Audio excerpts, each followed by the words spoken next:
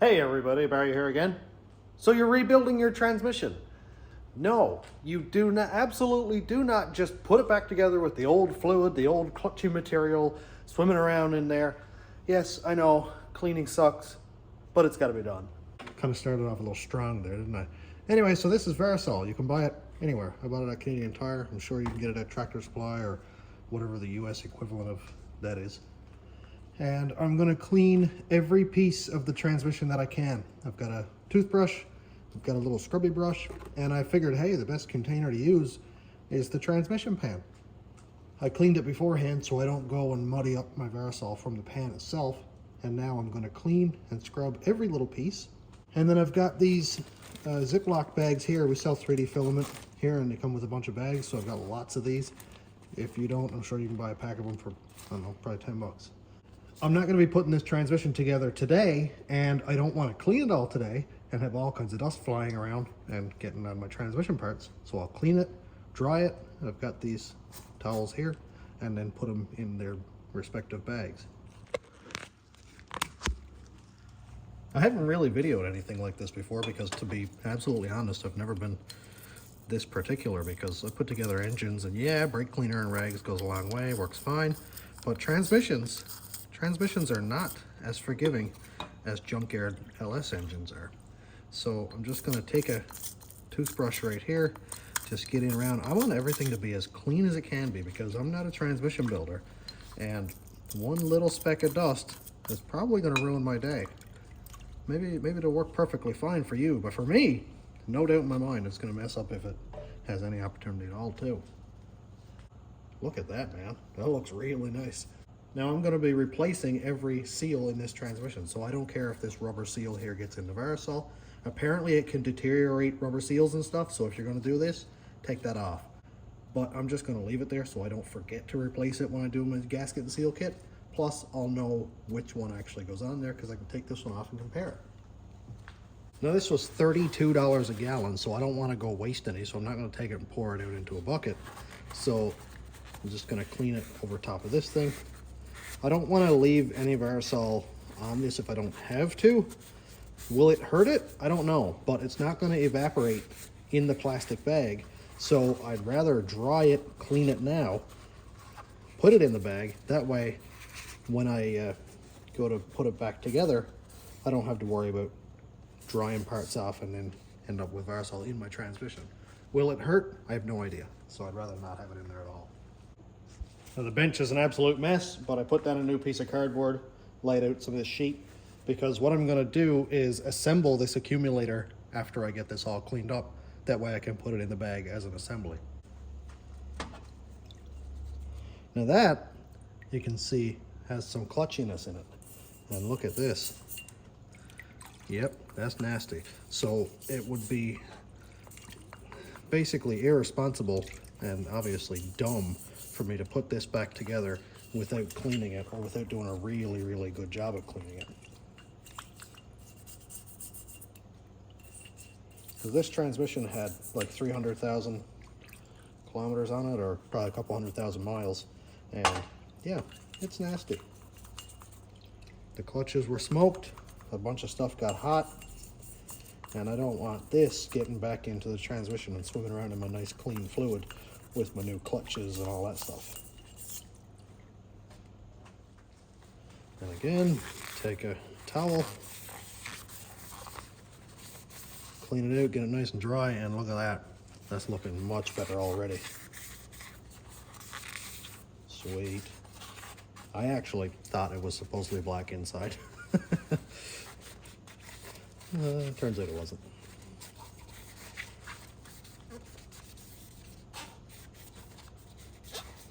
And clean each individual part. Nice and clean. That'll air dry for a couple of minutes while I'm cleaning the rest of the pieces. The reason I'm going to clean it again is look at that. Nasty. All right. Let's give it a little dip. Swish it around some. It's looking way better already. I've never built a transmission before, so I want to be extra clean. Make sure everything is as perfect as I can get it. And that cap is looking awesome. Look at that. Okay, here's the piston inside of the accumulator. That one's got some nastiness down inside of there. And these grooves, look at that. I know it takes a lot more time, but definitely pays to be clean. When I assemble this transmission, after I put the fluid in it, go to check it a month later, there's no reason it shouldn't be absolutely perfectly clean and red.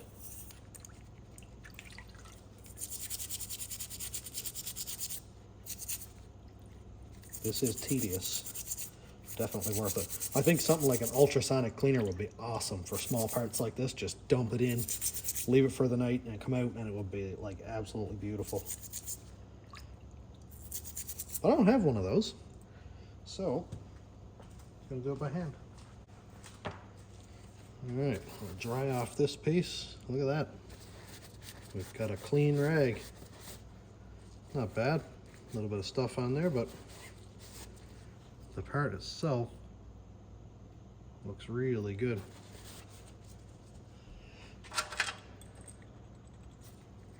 There's the plunger and a spring. We try to keep this stuff in order. I do have another one over on the side that's still assembled, so I can reference it if I need to. That's always good to know.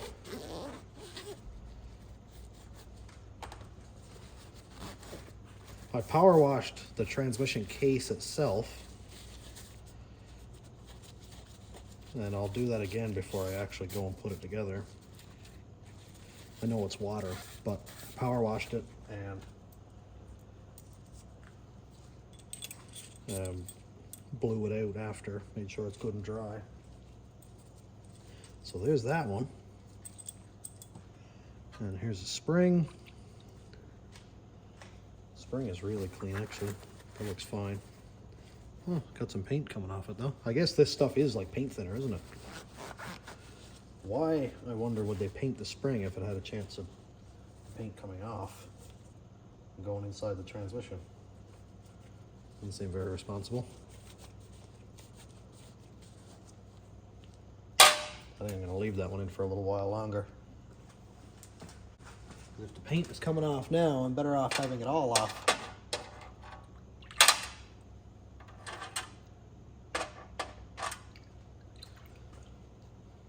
And a little piece of the accumulator.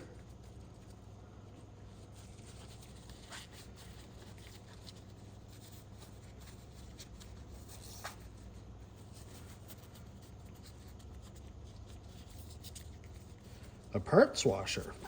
Now that's something that I'd like to have.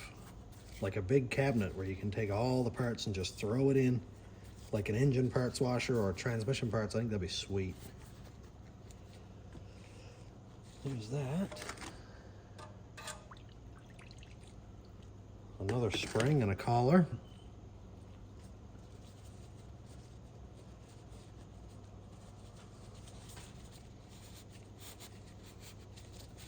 Just gonna pull the rag through, make sure the spring is all nice and clean. I'm being careful not to tear the rag up too much because I don't want any of those fibers to get inside the transmission either. I know that stuff will get picked up by the filter, but I want as little contamination as I can get in there. Bolts. Now this fluid is looking a little dark. When I'm done with this, I'm going to take a couple coffee filters and strain it back into the bottle through the coffee filters to take out any junk that's in it, because it's kind of like mopping a floor. If you're using dirty water to mop your floor, all you're doing is spreading dirt around. That's no good. Look at this, man. Look at that. I'm gonna have to really take my time and make sure there's no paint left on that, so I'm gonna leave it for even longer. Crazy. Took only a couple of minutes, actually. This stuff is powerful. Look at that. It's pretty much all cleaned up. Just got to give it a little swish around. and all that old paint is gone. Alrighty, everything is nice and clean. And I had to rob this little snap ring off of the other accumulator because I lost it. It's nice to have a parts transmission. Oh, actually, you know what? Just found it. It's right there. But I wanted to take this one apart anyway, just to verify how everything goes together. This one is disgusting. Look at that. Can you imagine putting that back in? Wow. All right, so I'm just going to pop that piston out and not get my hands all nasty and dirty.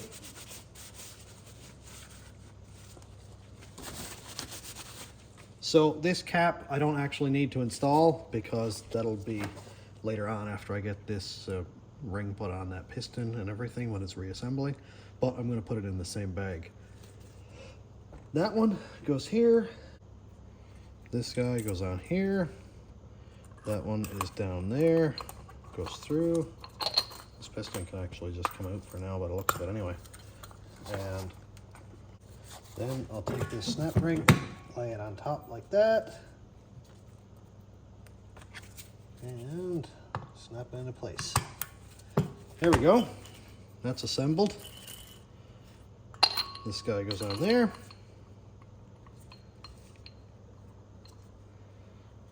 And then the spring. Look at that. Beautiful. And then after it's all done, this one goes in like that.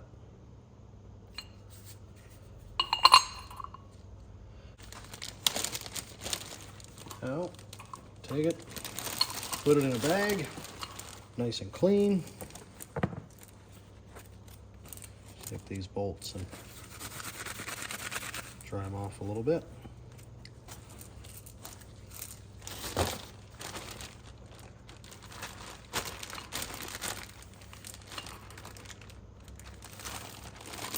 And there's that piston accumulator all cleaned up. Next up, I've got this drum right here. This is one that I drilled a hole in.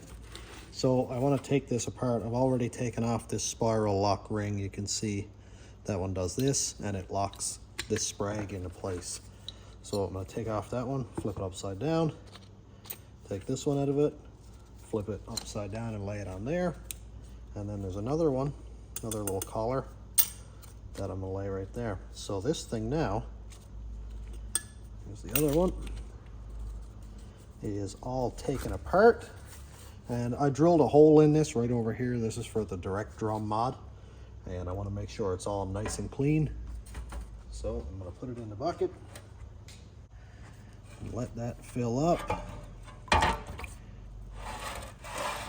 Now it's not quite deep enough for this thing, but it'll be okay.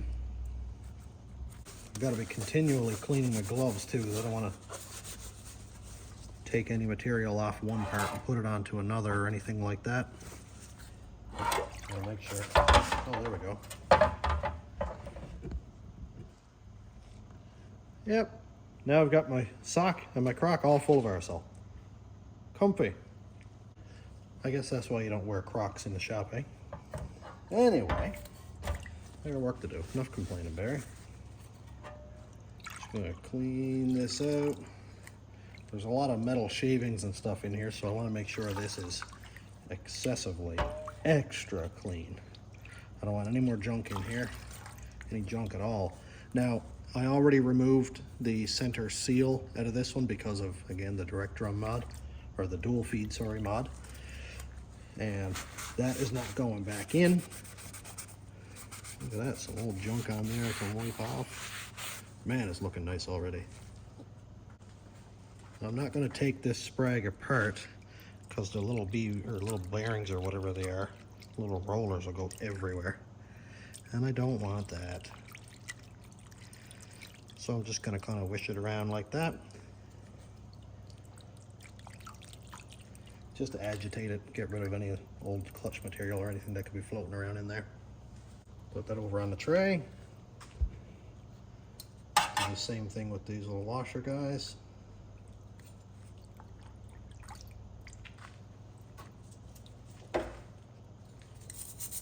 It's pretty clean anyway. It's not super dirty, but Again, I did take this out of a truck that had a lot of miles. That one, let that dry off. These guys here, these have some grooves in them. Actually, look at that. That's nasty. And my Varisol is getting pretty dirty too. So I know that the dirtier that gets, the cleaner my parts are getting.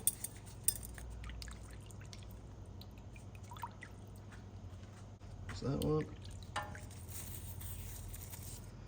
Again, I scrapped another full transmission, so anything that I'm not fully sure about how it gets reassembled, I can just take apart my other transmission. Or take apart the pieces that are all lined off behind here. All right, that's these pieces all cleaned up. Now I don't have my new clutches.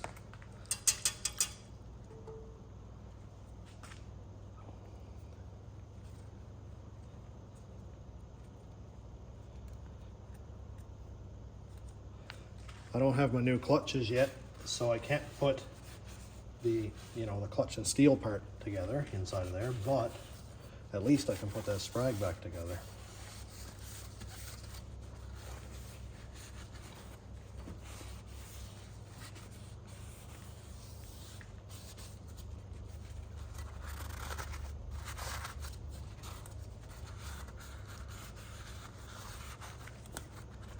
And at the very least, I can clean all this stuff and make sure that it's perfect so that when I do go to put everything together, I don't have to worry about cleaning it at that time.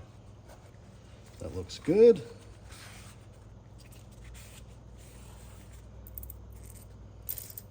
Nice.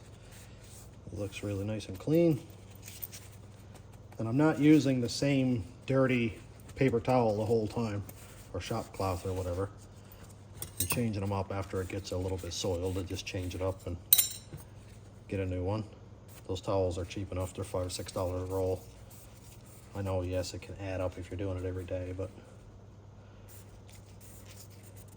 it's definitely not worth a couple $1,000 transmission build to go south because you're using the same towel. All right, here's that spiral washer. That one a good clean. Now that is ready to go back together. Now I'm 99% sure I know how this goes back together, but I'm not 110% sure.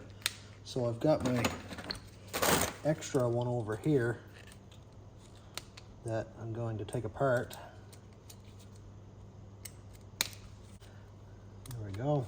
There's that spiral lock comes off, so that one just, literally spirals around.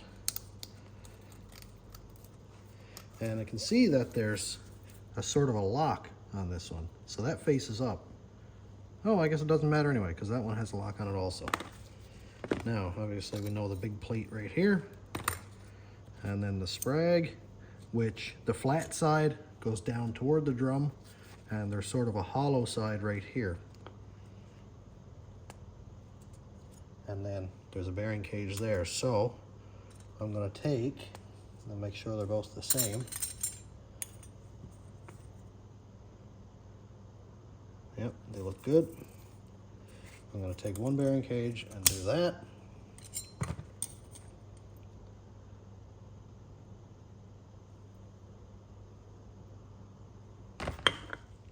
I actually just had to go back and look at the video. This one has two grooves in one side and flats on the other side. And when I took it apart, the grooves were facing up. So that's exactly how I'm going to put that back. And just to make sure it functions properly, one way, but not the other way. That's good. Next bearing cage. Now the next bearing cage goes face down like that so that the bearings are captured.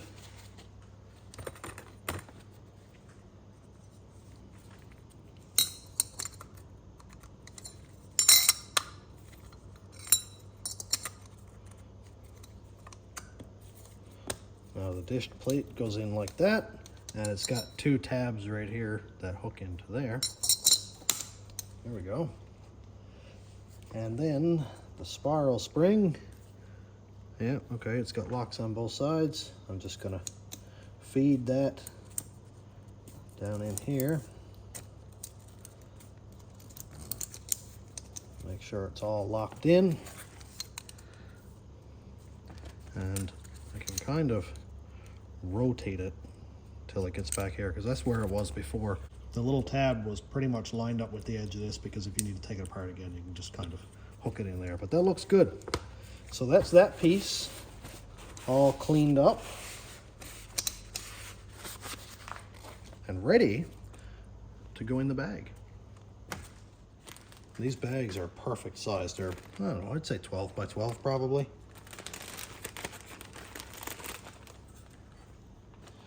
Everything looks really good, nice and clean.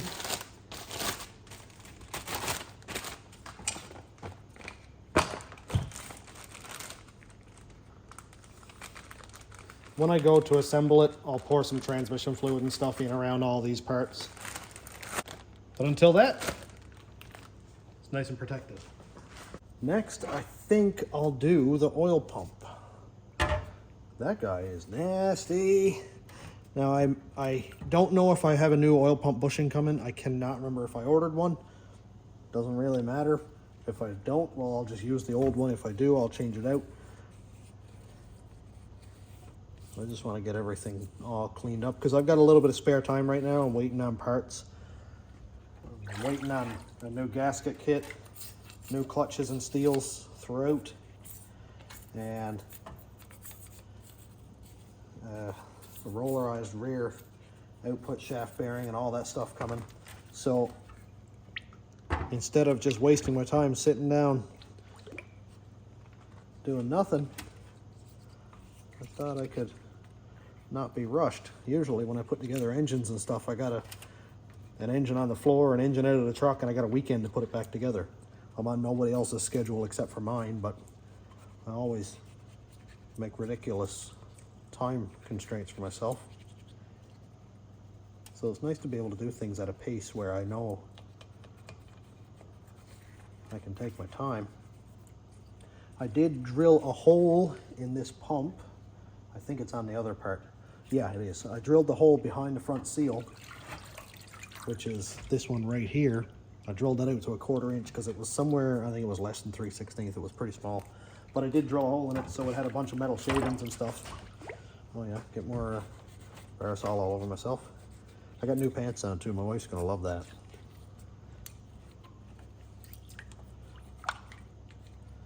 That looks good. That old rust, I'd love to have a sandblaster or something to get rid of that, but I don't. So that's okay. I'll just have to deal with it, clean it up. Now this fluid is getting mighty gross. Now that rust is starting to come apart. Look at that. It's starting to come off of my glove, so I'm not going to use this fluid until I get it strained. I think I have some coffee filters at home. Because rust is definitely not going to help. But it is good that I'll be able to get it all cleaned up though.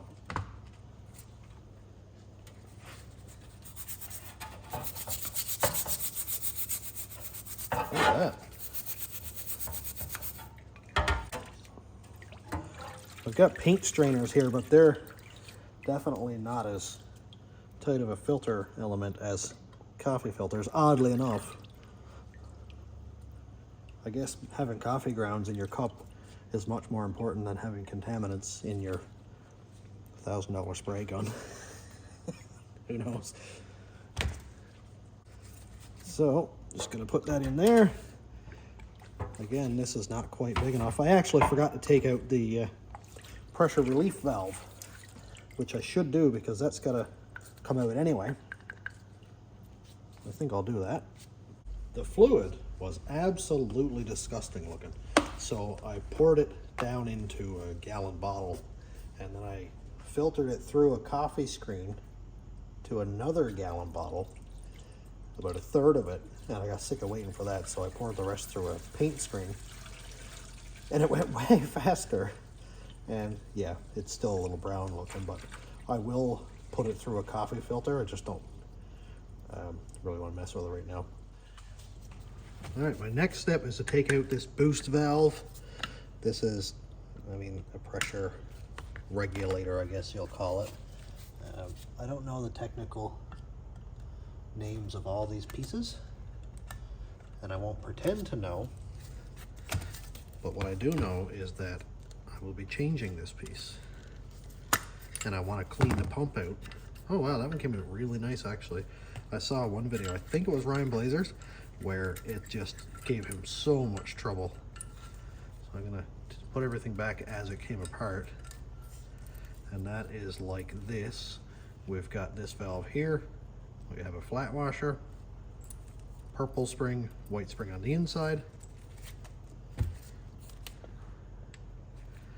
and they go like this. That's how that's assembled. So I'm gonna take that as a reference for myself. All right, now, is the paint gonna come off of this? Good question. All right, that boost valve is out. I'm not sure about this piece, to be honest. But it seems like that one wants to come out too. But I haven't really heard anybody talk about this piece. Oh, here we go, okay. Right on, so that one comes out like that too. Now I have seen one of this because I've seen people replace these with Sonax parts. And I'm not sure what the upgrade is. I don't know enough about it to be absolutely honest. And there's another piston in there, but I'm just gonna leave that. So I'll throw this in the parts soup as well. And then the 2 gears for the pump.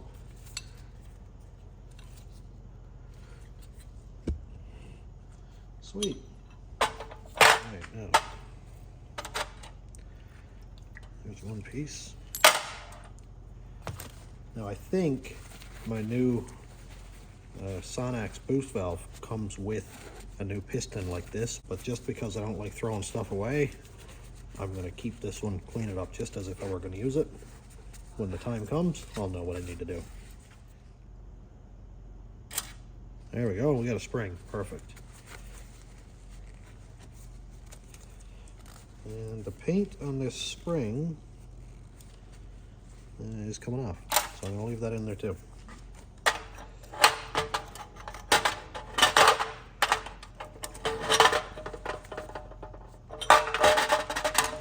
we go, here's a big oil pump gear. Stuff is coming out really nice and clean, so that's good. I'm learning as I'm going here too. And you can see here that there's dots on this small pump gear, and it does matter which way they go. The dots need to face out toward you when you put it in the pump, because the flats right here where the converter locks in for the oil pump don't go the whole way through. It stops here. So if you put it through the wrong way, I have a feeling that the converter wouldn't engage all the way, or I don't know, maybe engage too much, and we don't want that. The gear itself looks good. It's got a little bit of wear marks in it, but not a lot.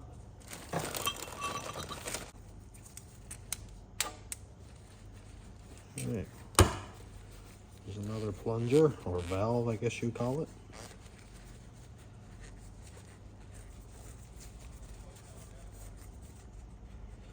That was cleaned up nice. So I definitely learned not to put the rustiest part in the fluid first. That was not a great idea. I'm gonna let that soak for a minute. Okay, another spring down here somewhere. There's the other spring. Yep, paint's coming off that one too.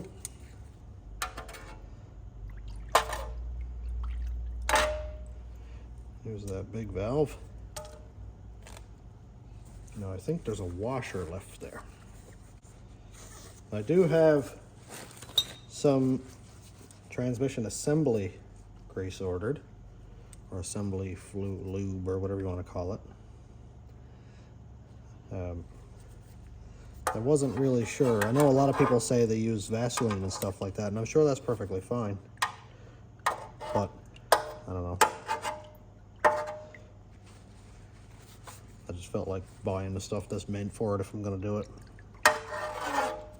Well, I dumped out the tray, filtered it again, and found the two pieces I was looking for. So here's the snap ring. I actually forgot about that one. That one's all clean.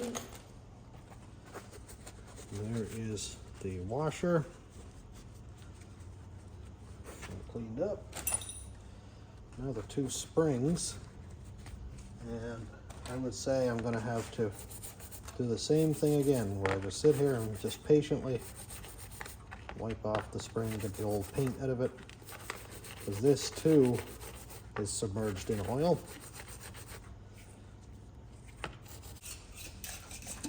All right, just to let this sit for the night, I'm gonna put that in there and just submerge it in this Varsol. And tomorrow, the paint should be good and ready to come off. I'll leave that right there next to the bag. That pump is looking really good inside of there, isn't it? Look at that. Beautiful. Let's give it a little wipe. Now before I assemble this transmission, I'll go over with the air gun and blow out everything too. And next up, I have my two output shafts here. So this is the two-wheel drive output shaft. You can tell because it's a lot longer down here on the spline. And here is the four-wheel drive output shaft. It is quite a bit shorter. Look at that. One difference I noticed was this one has a cog right here and that one does not. And what I'm going to say is this is a speed sensor reluctor, because the two-wheel drive has both speed sensors in the case, which you can see right here. Here's the front speed sensor, which will be the input, and here's the output. The four-wheel drive, however, has the front input shaft speed sensor here, and the rear speed sensor is not there, but it's in the transfer case. So there obviously wouldn't need to be a reluctor on that output shaft. So I don't think there's anything that I actually need in here. The two-wheel drive one was in a lot better shape, but I don't think there's anything that I can actually take off of this. Now, there is this piece right here, which locks into holes in the back of the output shaft right there. And then there's this bushing that goes like this. Now that one is worn out pretty good. This one here is actually not quite as bad. So this one here was off of the two-wheel drive, oddly enough, where the four-wheel drive one was the one that got really hot. And here's the piece off of the four-wheel drive. So that would, these two will be a matching pair here. Now, I don't know if I'm gonna be using any of this stuff because I have a rollerized tail shaft coming. So I don't know if I'm gonna be using this stuff or not, but I will still clean it up. All right, so those two shafts right here look the same. The only reason this looks different is because the planetary gear. I don't know if this is the sun gear or whatever, but that one I will be taking and cleaning up. And then there's this like Teflon or whatever bushing that goes in here and locks into the holes there and one down there. So that just kind of goes in like that, and then that's done. So I'll put those aside. Now there is a bearing down in here that I'm not quite sure how it comes out, to be totally honest. I've never really done this one before, but I want to make sure that it goes back in correctly and make sure that it's working well. It looks fine. All right. So I'm gonna have to do a little bit of looking on the internet to see how that comes apart. I know that it can, obviously, because you can take it and kind of shake it around independently of that rear half.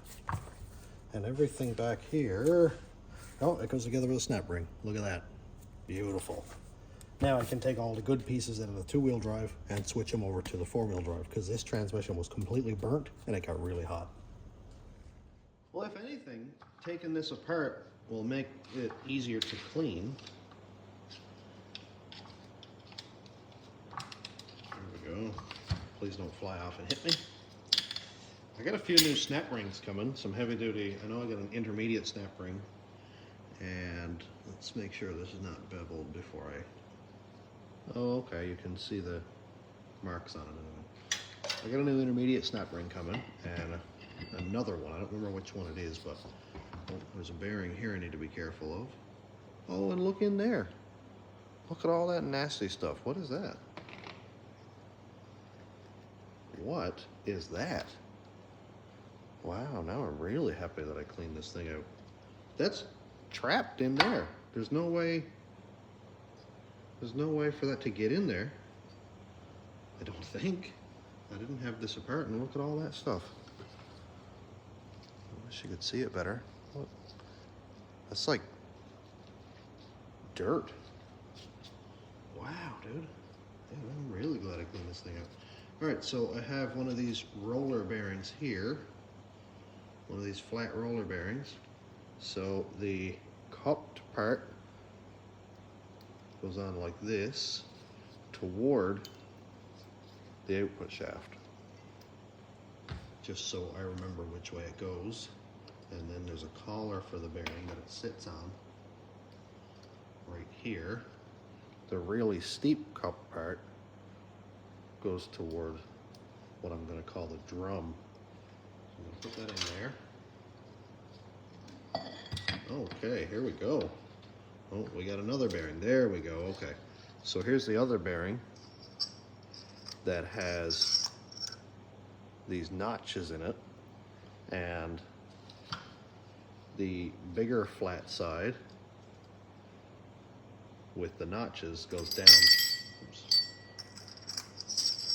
toward this cup, and then the bearings sit in it. I remember all these things from when I put it back together. So it's better to have it on video and not try to rely on my memory. This piece actually, oh yeah, it's got a little snap ring there as well. All right, so I'm gonna take all of that and lay it right there. And now take the four-wheel drive one. I would like to use as much of the two-wheel drive one as possible. So if I can just take this shaft and put in these bits here, then I feel like I'll be in better shape. Oh, except I don't need that reluctor, so I don't know if that's going to get in the way or not, but I'll inspect everything, make sure it's all going to work. And I don't think there's anything I need to replace in there, so I'll put this back together right after I get it changed out. So there's that flat side bearing. Man, that one's really stuck on there. There we go. Yep, that comes apart in 3 pieces. Like that. Then this one should just, oh, there we go, yeah. There's that bearing again. Into the soup. Oh, this one has a shim. Oh yeah, so does that one, okay. All right, so in under the notched bearing, there's a shim with matching notches.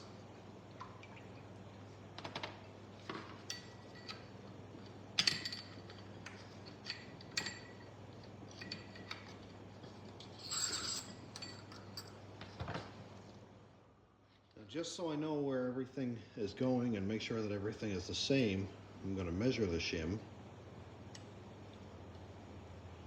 So that is 43.5 thousandths off of the four-wheel drive, 43 thousandths off of the two-wheel drive. I don't know if 1/2 thousandth matters, but this being the two-wheel drive one, I'm going to use the matching shim and the shaft, and I'm going to put that one aside. This guy is two-wheel drive. This is the four-wheel drive one that I need, so I'll keep that one. The bushing looks just fine. So that's good. I'm not really soaking this for any amount of time. I just want to get it in there and get it clean. So I doubt very much that this is going to hurt anything inside that four-wheel drive. I know that this one ran low on fluid. The gears and everything may be fine, but it did run low on fluid enough to burn the clutches out. Like, it burnt the clutches out really bad. See that? That's supposed to have a gap of about a penny in it, and it has a 1/4 inch. So I wouldn't really trust this one. So that means I'm going to go with this one. Yeah, I probably could press that reluctor off if I wanted to, but I just don't want to mess with it. And I don't have the tools for it anyway, so. And that is the that's the two-wheel drive output shaft, sorry. If I'm going at too slow of a pace for anybody, I do apologize, but I want this to be a reference for myself. And I'm extremely new at this, incredibly new at this. So I just want to take my time. I don't have the muscle memory that some of the old hands have doing transmissions.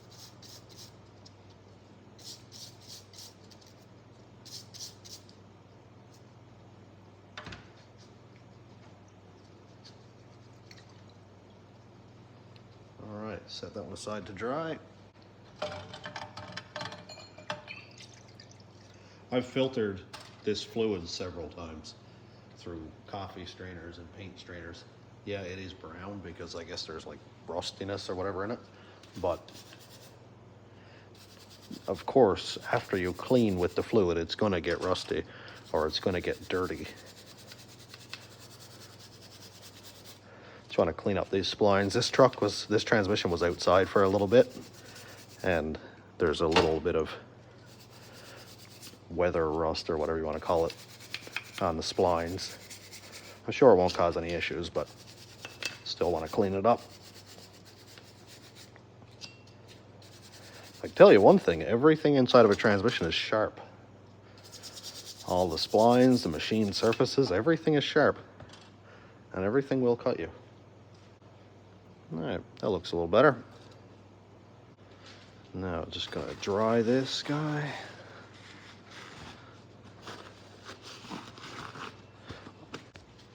I almost feel like I could guarantee that somebody's coming in saying, why are you taking so long to clean this thing? Why is it, you know, you don't have to be that particular with it. It's, well, I'm going to be. And now,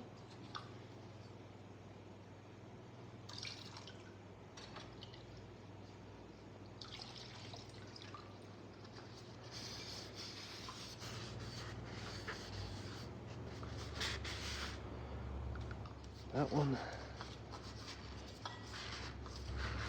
Some of this stuff I don't want to get the rag in around the gears too much because they are really sharp and they'll tear the paper towel or the shop towel or whatever, and that's just introducing more contaminants. So I'm going to clean it up the best I can, and then I'll set it up here to dry, just air dry before I put it back together. And now those bearings. So that is a set.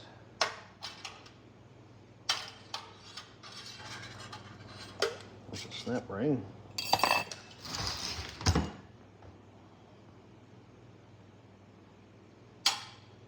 Another snap ring. I'll pick out the best one.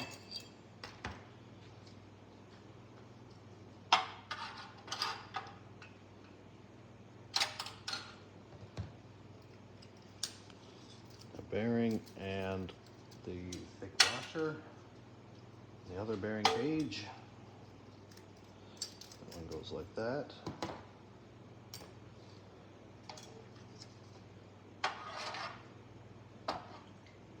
Now I do have both sets of those Torrington bearings in the soup, but I'm just gonna basically roll it around and see which one works the best. And use that one. There's two different bearings, I know that much, but I have 4 in there, I'm trying to say.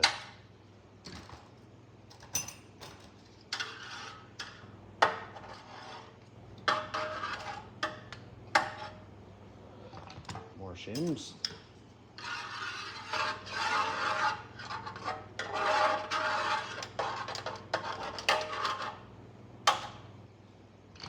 There we go. There's the rest of that bearing. That is 4 bearings and the shim that I need. Now let's inspect it.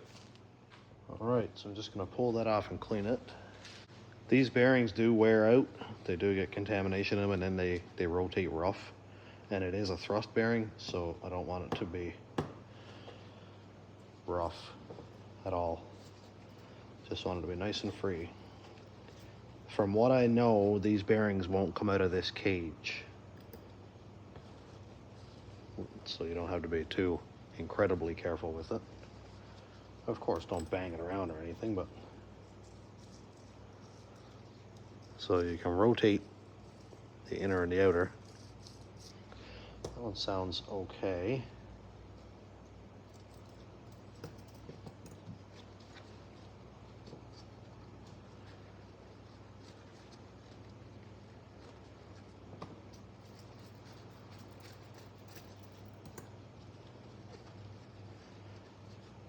I want to pick out the best stuff because I do have 2 transmissions, so why not?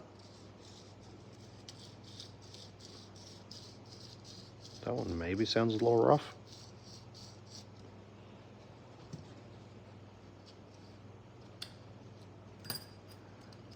Here is the other bearing, the other skinnier one, I'll say.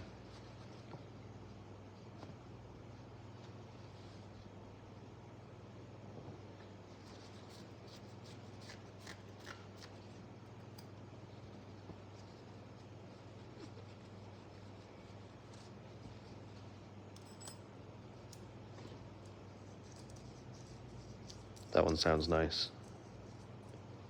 So I'm going to take that one.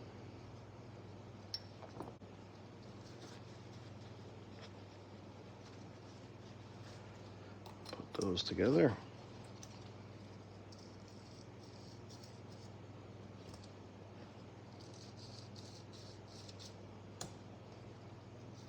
Yeah, this one's way quieter. All right, so I'm going to use these 2, and I'll put those aside over with the other parts that I'm not going to be using. Now, I just need to clean up this part over here.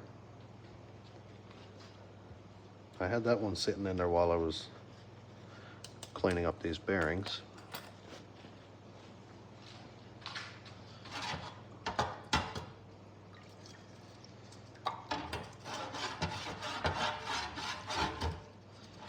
Now, I'm not going to have this transmission assembled by the time this video comes out. I'm hoping to have it out within a couple days anyway.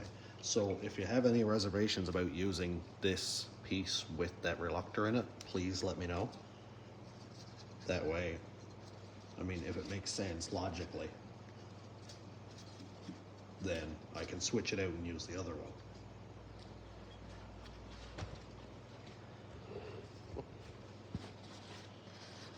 So this one I think I may blow out because there's a lot of spots down in there where I can't get the shop towel.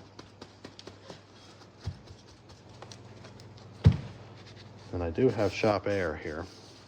I don't like stirring up too much dust, but I'll give it a blowout anyway.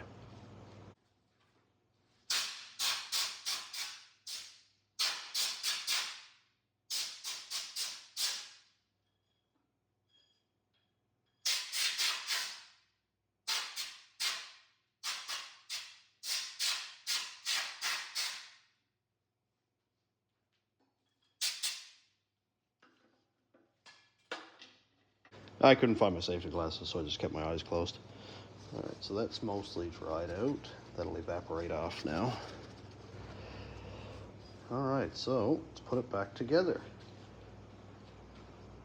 So obviously this one goes that way. This is the last piece to go on. That one's gonna go through there, but there is a bearing and a shim that I need to use. So here is the shim. Let's get a better frame going there. There's the shim. So I just noticed one thing that I don't love, and it's the output shaft. Look at this. Can you see all of that? That's what I was talking about the four-wheel drive being low on fluid and stuff getting torn up. Well, that is where this bushing here sits. And you see how hot that one got? Well, that sits up against there like that. And obviously something was bad, so it was kind of chattering like that, or, you know, something like that. So I can't feel anything with my finger. There's nothing that I can dig my nail in, so it's minimal, but I still don't like the look of it. But this is the only one I have. This is it. So I'm gonna have to go on and use it. But I do have a rollerized rear bearing and bushing coming. So there's gonna be a roller bearing sitting up against this. So it's actually gonna be basically like this style. So I think that's gonna clean that up. But I just wanted to point that out. I don't have my assembly lube here yet, and I don't like to put things back like dry. So I've got some transmission fluid here. I'm just gonna put down there around this guy, just so that one sits up against something. And I'll put a little more there. Now I know transmission fluid is really runny and stuff, but it's better to have something on there. And then we have this one, where I'm gonna put some in around there. I would have liked to have assembly lube in these, but that's okay. This is gonna work fine. It's just something to give it a clean start. And again, the flat piece with all the notches sits down there. And then the bearing cage. Oh yeah, that's nice. Look at that. Beautiful. Now I'm going to sit this one up like that and turn this one over, because that one doesn't sit like that. How does it go? Yeah, it does actually. It goes like this. That one goes down there like that. Woohoo! Look at that, man. Right on. And then I have this one. And there is a bushing here. I guess these spin. Oh yeah, look at that. They spin in opposite directions, I guess, or at least not at the same speed. So just pre-lube that a little bit. I can't believe there was so much dirt in around this thing. And I don't know where it would have come from. It's not, this one here is not drilled all the way through or anything either. That's crazy. It would have been cool to have a full bushing kit. But I only had limited money to spend on this thing, so what do? Do it the best you can with what you have. And spend as much money as I can, even though I can't spend it all, you know. All right. Now this one is definitely not chamfered. So I'm just gonna put it in where it came out. These are always fun to get in because they always nip my glove and tear it.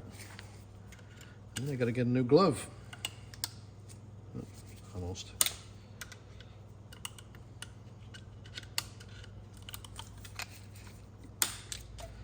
There we go.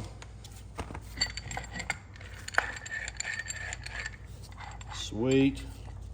That's my first piece reassembled. Cleaned and reassembled. That's awesome. Sounds fine. When it's off, yeah, it's got a little noise, but when I put it up straight, sick.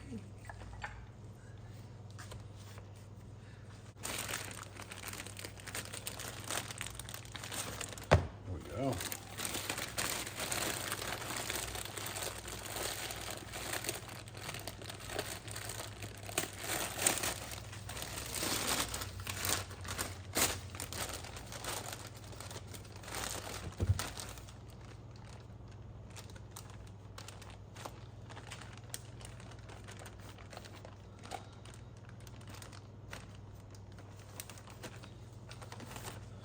Sweet.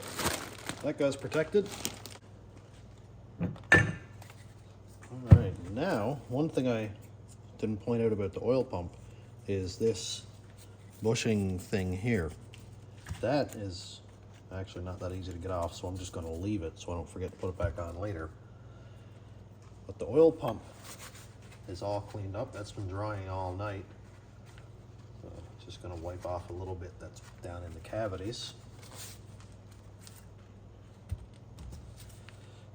That looks really nice. I'm not going to put this back together until I have the assembly lube, because I'll put a bunch of it in there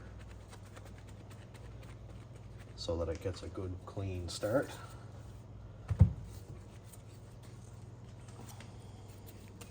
That looks really good.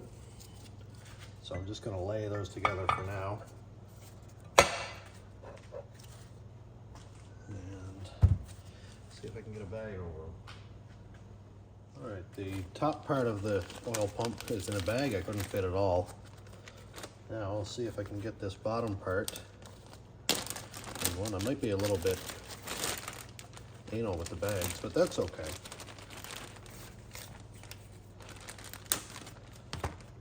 See if I can get this to work.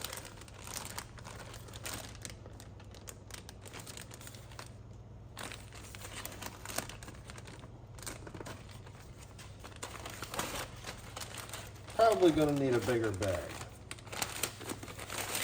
Oh, maybe not. If I can get it mostly in there, I'll be happy.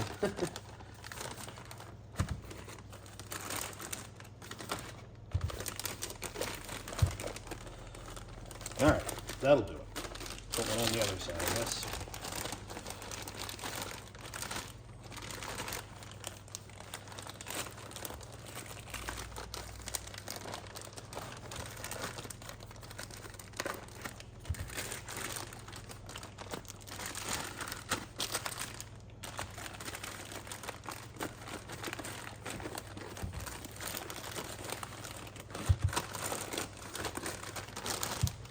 Beautiful.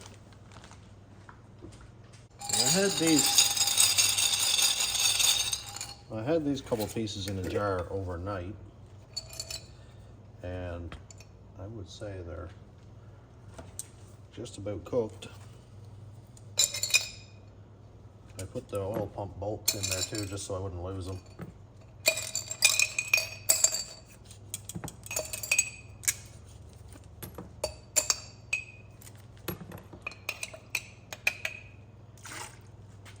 Five bolts and the two springs, and whatever paint comes off now is what's coming off, because that's been soaking all night, so I don't think there's any reason it shouldn't all come off, or at least most of it.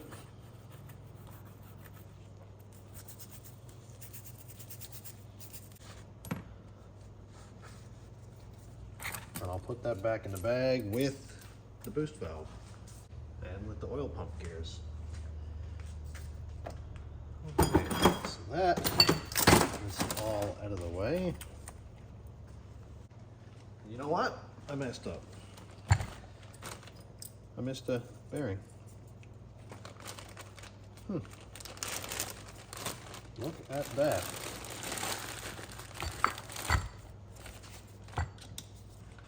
Gotta go back and fix that. I gotta remember where that bearing goes. That's why I took a video.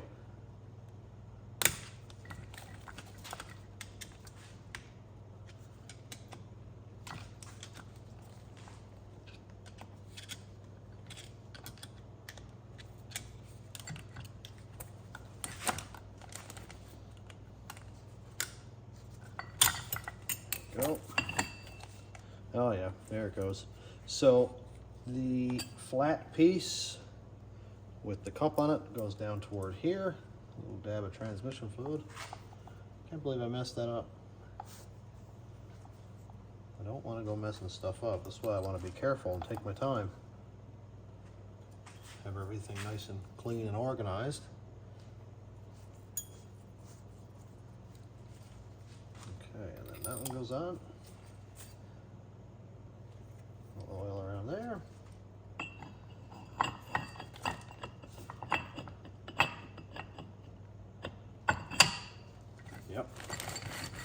That could have been bad, couldn't it?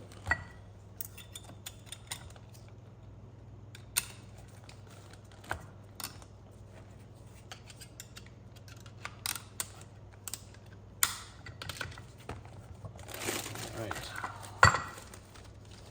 That one there.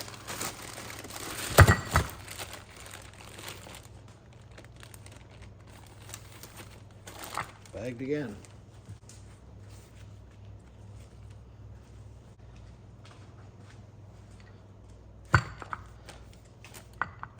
One more thing, actually. This big gear, this gear down here actually splines in down there, so I can put that one with it too. I know that much.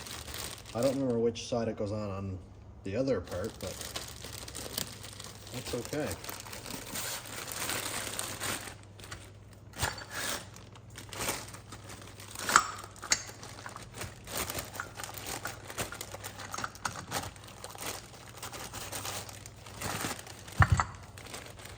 I'll double check everything as I go when I'm putting it together. So here's another Sprague assembly, and here's a shaft, so I'm going to dunk that. There is a brass bushing with 2 cuts and 2 cuts, so it doesn't seem to matter which way that one goes. Down here and here this way we've got another like Teflon bushing. I'm not going to dunk that one very long. I don't know if this Varsol is going to affect the plastic or not. So that one I'm just going to take and dry off right away. I just wanted to give it a little clean, but I'm nervous because I've heard that this stuff can damage plastic and rubber. So that one's going to go up there. Here's this bearing. So the bearing, the smaller part has a lip on it, and then it has the bearing, and here's the bigger part with the lip, and from what I just took apart, both lips go the same direction. So I'll double check that as I go. Now you can't actually put it that way because it would have a big gap. It has to go this way. So that's good to know. Oops. And there's the Sprague assembly. Now you got to be real careful with this guy because all of these rollers are spring loaded and they will go wherever they want. So I'm just going to carefully lay that down in there.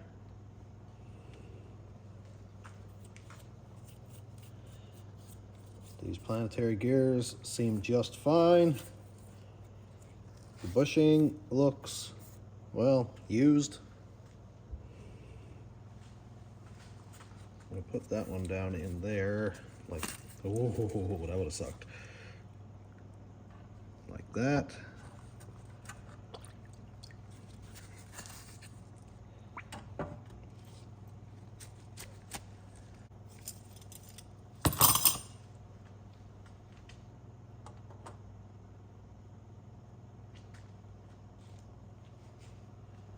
Sprague, shaft.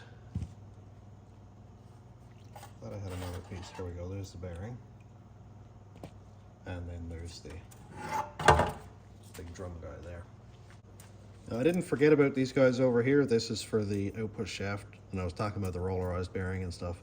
I don't know if my end play, I don't know what my end play is going to be yet, so I'm going to keep all these shims, and if there's one that I need to take a couple thousandths off, I can run it over some like 800 grit sandpaper, and you know, it's nice to have a couple extra of these pieces in case I do need to adjust it. So I'm going to put that aside with that one actually. Just going to dry this off. And I'll stand that up so it can dry out from the inside.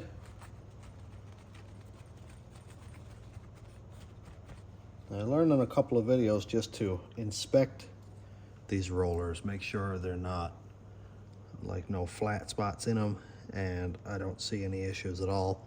If you're looking at this dark spot right here, that's where the cage is welded together. You can see that on the inside right there.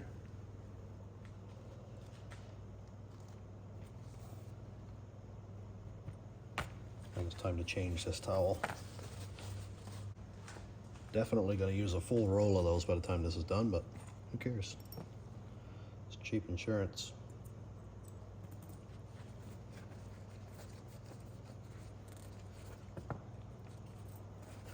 This may be one of my longest, most in-depth videos. So if you've made it this far, you're a trooper. I'm not going for like entertainment value or anything here, purely for information and reference for myself. When I take this apart, sometimes it can get confusing which way it goes back together.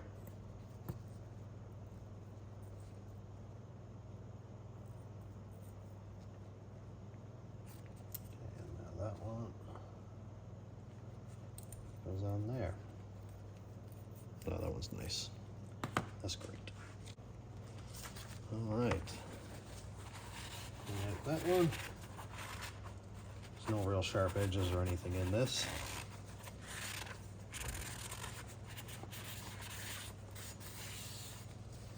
But look how nasty that was. Wow.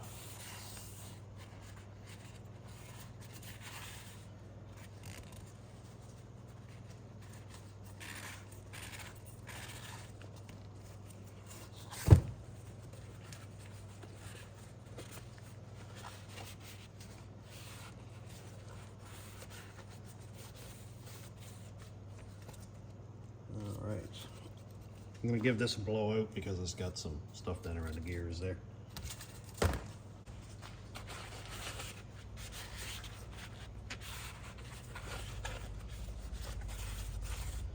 Alright, spin those by hand. No wiggliness there.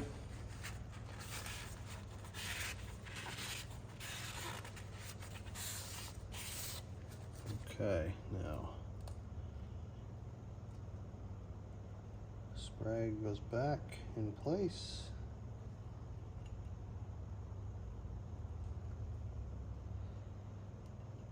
Am I putting this in backwards?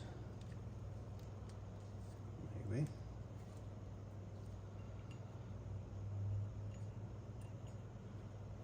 Looks like I was. There we go. That looks much better. Nice. Alright, this shaft and that bearing go with it. Now, I can't really put it back together, so I'm just going to lay those in the bag pretty much like that, so that they're all there together.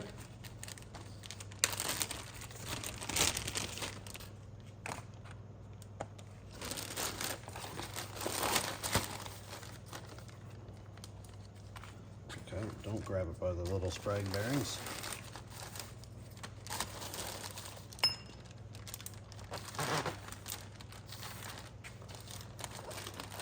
That's done. I think I should come back to these, clean them up, and put them in the bag with the output shaft. Just so I know they're all going in the same place. That one is nasty though. Oh my gosh. That's really gross. They're all worn. But I guess that's why I bought a new one. The rollarized output is supposed to make a major difference too in like reducing friction on that rear output shaft. I've seen videos where guys are putting it in and they just spin the output shaft and it just goes for 5-10 seconds. Whereas sitting on a brass bushing, it's going to stop immediately. So I guess what that translates to is free wheel horsepower. Woohoo! Next up, got this guy here. I don't actually know what it's called. I apologize for not knowing all the proper terminology, but I'm just not going to lie to you either. It's got a bunch of clutches in it anyway. And this one, actually not that bad. I expected them to be rough, but no. So there's a snap ring. Now I know one of these snap rings is chamfered. I feel like it might be this one, but I cannot remember for sure.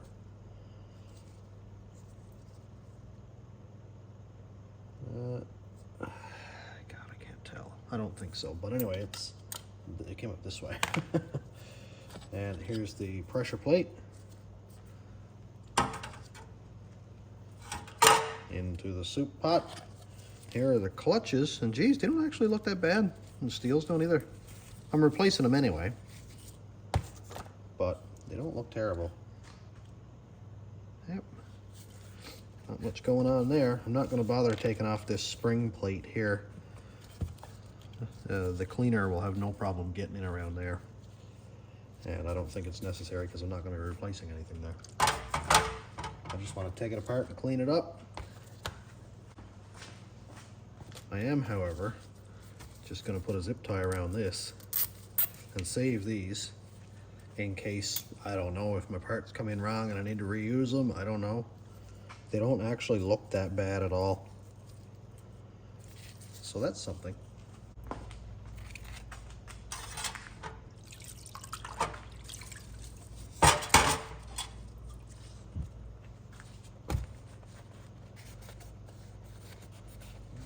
Clean that up. I tried to use gun wash, like for cleaning paint spray guns, and it was waterborne gun wash. Man, that was absolute trash. That didn't work at all. It didn't even dissolve any of the transmission fluid. It just beaded around it like water and oil. I didn't spend any money on the gun wash because I already had it here, so I thought, well, I'll see if I can save a couple dollars, but you know, generally that doesn't work.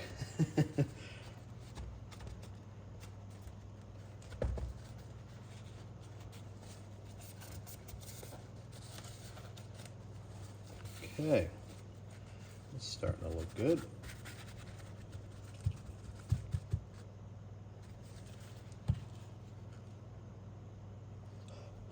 I don't know if that's a hole. I mean, obviously it's a hole, but I don't know if it's like some sort of a check ball or something. Odd. Give that a good clean up. Yeah, some old clutchiness going on that guy.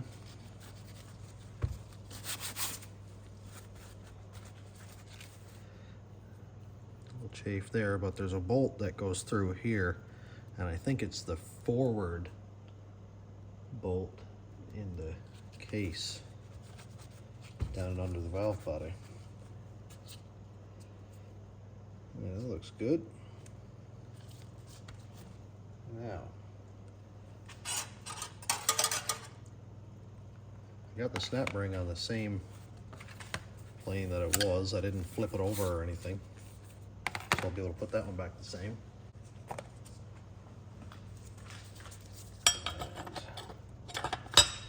pressure plate. I'm just going to pop that snap ring back on,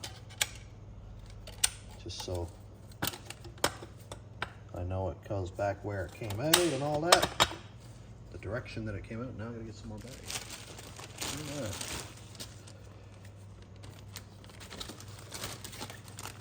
That one.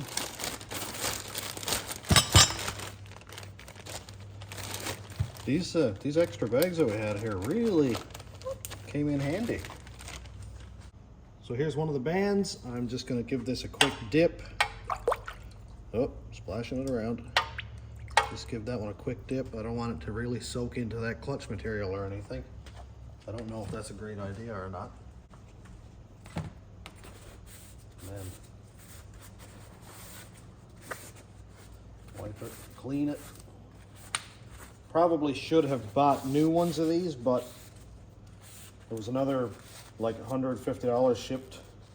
I live in Eastern Canada, so everything, if I look at the price tag, pretty much half it again for shipping and conversion rates. And that stuff adds up quick. All right, so that looks good. Can you recommend something, whether I soak all the clutches in transmission fluid before I put them in or not? That'd be nice to know, because everybody seems to have the right answer, but then again, everybody has a different answer, so I don't know. I don't know what to believe. And here is the other one. I think this is the reverse. Pretty sure.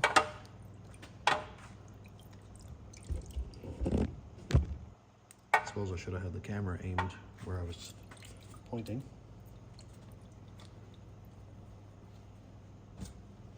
Then if you're screaming at your screen saying, no, Varsol destroys clutch material, I can't hear you, and I guess I'll find out when I get it running. But if you comment it, then at least I'll say, oh no, I gotta go spend another 150 bucks. And then I'll just do it. But a quick little dip like that, hopefully, you know, it doesn't do any damage to it. But these look okay enough. It wasn't a plow truck, at least. This transmission came out of a cube van. Usually plow trucks, you see these torn up really bad, or they'll just break the band because nobody stops before they slam it up into reverse. There's these two. I'm just gonna put these two in the same bag. They don't take up a lot of room, and they're both like the same part, so. But yeah, I know they go in different locations, but.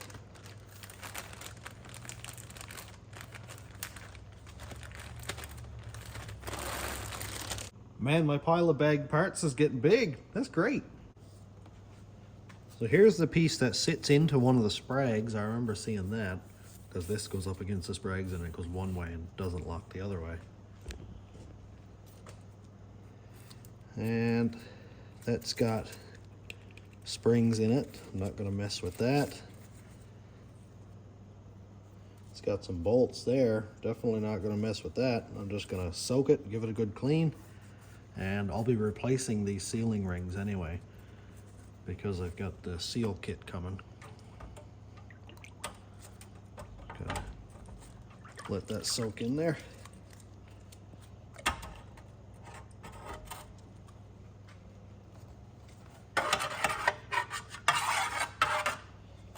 Let that soak in there for a minute and clean it all out. Oh yeah, here's the other one. That one goes into a bolt, and here's the bolt that goes into the rear case too, so that's cool.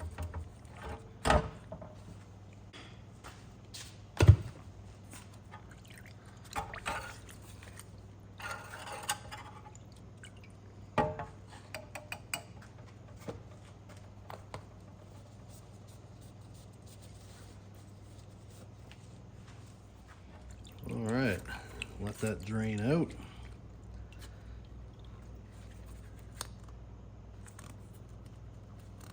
I'll get an air gun on all this and blow it out later on.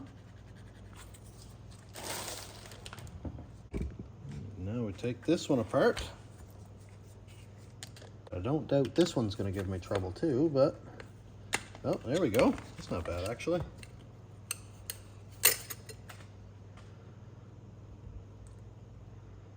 Can't really tell if that one's beveled. I know there's a beveled snap ring in here somewhere, but to be honest, I haven't seen it yet, which is making me nervous. Okay, so this cover comes off here. Oh, it's got a clutch in it. Alrighty, look at that. That looks really nice, man. In the pot. Don't forget the little Teflon bushing. Just gonna give that one a little swish. Clean it up. Just gonna lay that one right there.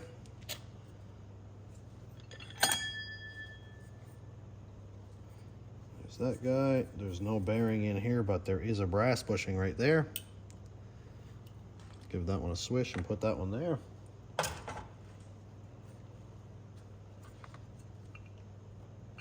And now we got a bunch of clutches and steels. All right. They look fine. No real heat. Oh yeah, there's a bit of heat there. Got some gold going on in there. There's the wave plate at the very bottom, like that. I'm gonna put that there.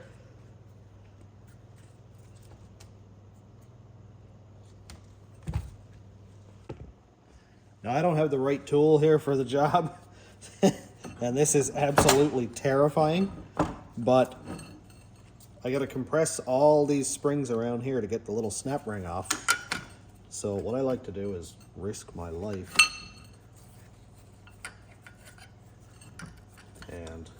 compress that in with the vise like that. And then compress this one in with a C-clamp, which is absolutely the wrong way to do it, by the way. So if anybody tells you to do it this way, just don't. All right, that should do it.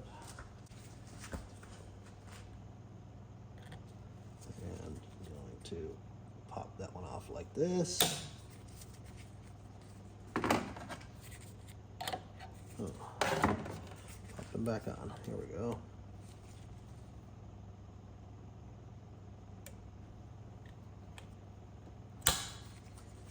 Almost. That's okay. Just take our time, do it again.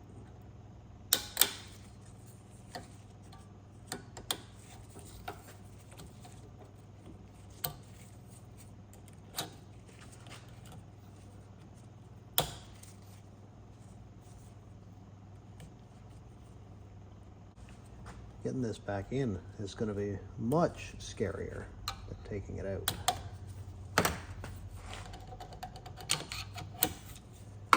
Alright, so that snap ring is out. That goes like that. Just going to take my time with this guy. Back it off just a turn at a time. The springs are not much longer than the where the snap ring sits itself.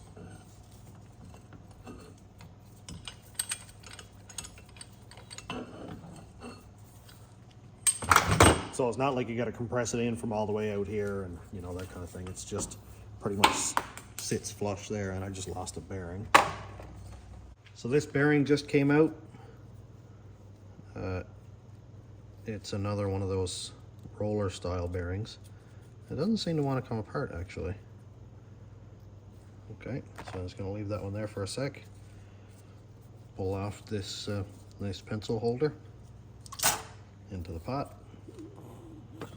And here's a piston with a lip seal, and I'm glad I took it apart because look at all that. Gross. I'm going to be replacing the lip seal, so it's okay.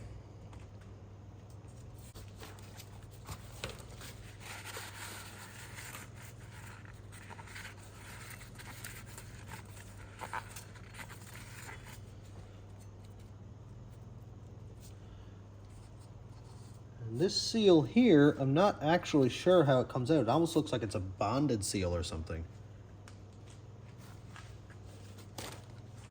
Like maybe it's bonded to the plate that it's on, and I gotta replace the whole thing.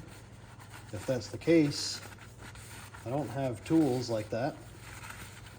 So I'm not gonna dunk this one. I'm just gonna give it a good hand wipe. I'm not going to dunk this one because I don't want it to end up messing up that seal and me not having a way to replace it. Cool. That looks good. This bearing, I would have loved to have known that was there.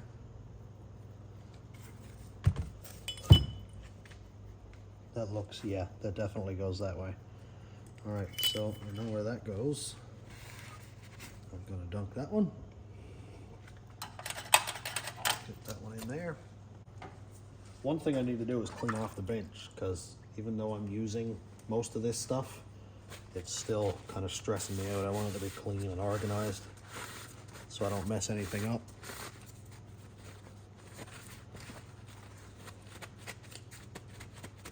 Put that down between the gears.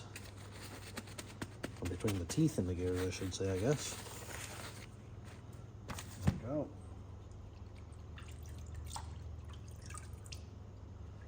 I'm gonna have to blow that one out. Never getting in around there with a rag.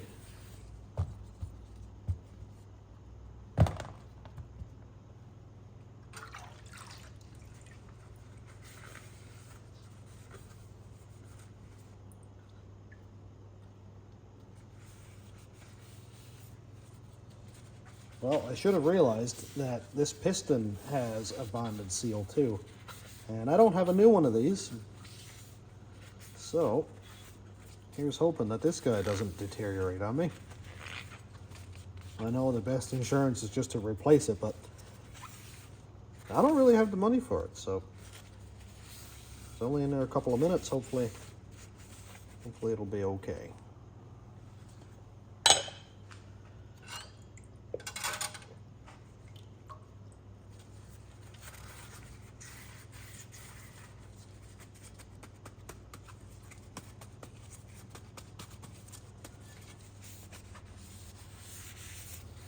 There's another one.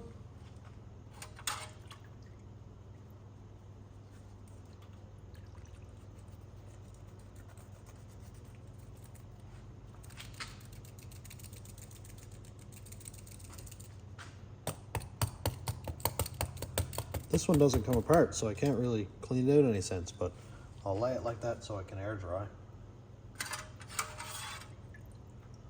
Snap ring, keep it facing the same direction it came out just because.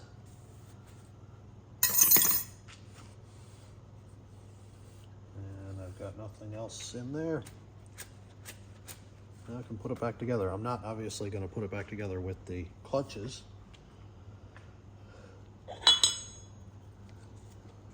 But I can put this one back together at least. I'm going to put a little transmission fluid on that.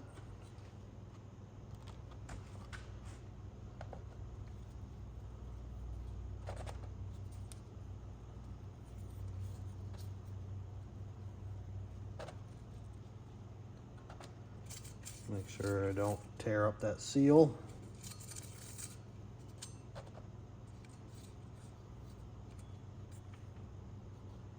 Oh, and on the inside here too, because there's a seal right there.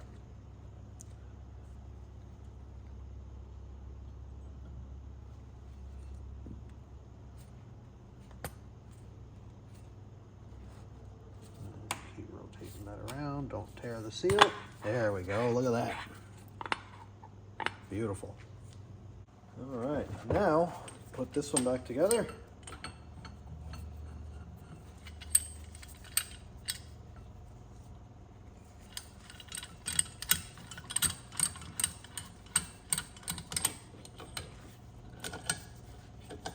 Please don't hurt me. I have a family.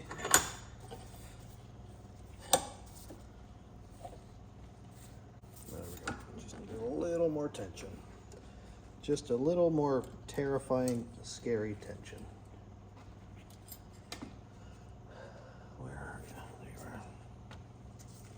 I haven't actually done this part before.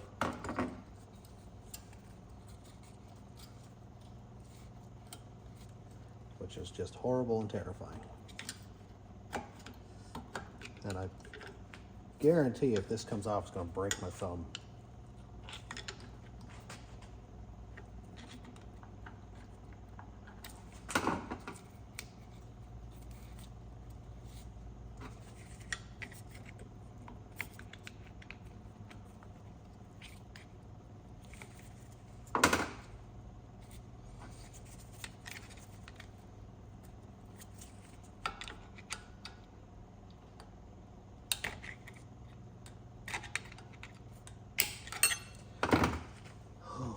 That was awful.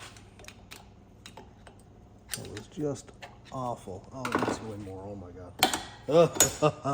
Okay, it went in. Life flashed before my eyes that time. All right. Still gonna fight me. There we go. That is good. Yep, that's on there. It's not gonna come off, hopefully. There's that one. I already greased those up. That one. Now again, I'm not going to put the clutches back. Just going to do this. Pop that snap ring in. And this one goes on the bottom of there, again like that. So I'm going to put that in the bag with it. Just going to lay that there.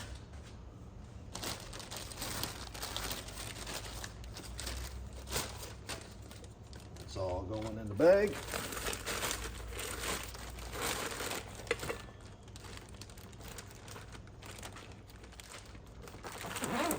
And again, if I need it for reference, I'm going to zip tie these together and keep those two. I realized a couple of minutes ago that I should put this direct drum together because, well, I don't have new pistons. I was holding out, you know, waiting for new pistons. And I forgot that I didn't actually order any. So I might as well just go and put this together now so that, you know, everything is there and together. And get that piston put into the drum there. Again, got to be real careful. There we go. Got that one put in. Yep. And this snap ring, I don't have any gloves on because I'm still at work. I just ran back really quick so I can take care of it. A little bit of stuff on there. And this snap ring has wear on the bottom side, so I'm going to say it goes up against the pressure plate like this. I'm not going to be using these clutches or steels because of course I have new ones. So just going to give that a clean like that.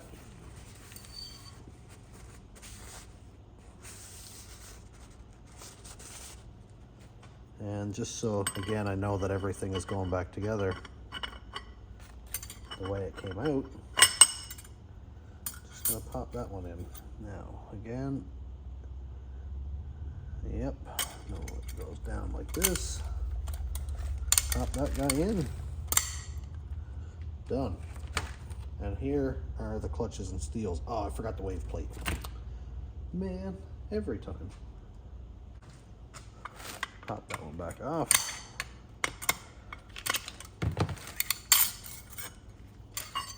Pressure plate. There's the wave plate.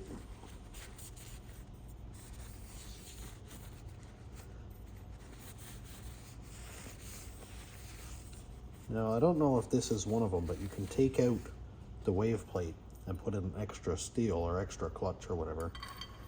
But I'm not going to do that. Oh, yeah, that's got a wear mark right here where it was facing downward by the looks of it. I'm not going to do that because this thing is definitely going to have a lot of pressure on it anyway. So I don't think that's really necessary. I do drive it on the street and stuff too. So, I mean, a little bit of comfort is not that bad, right? All right, here's that one put together. Ready for a set of clutches and steels.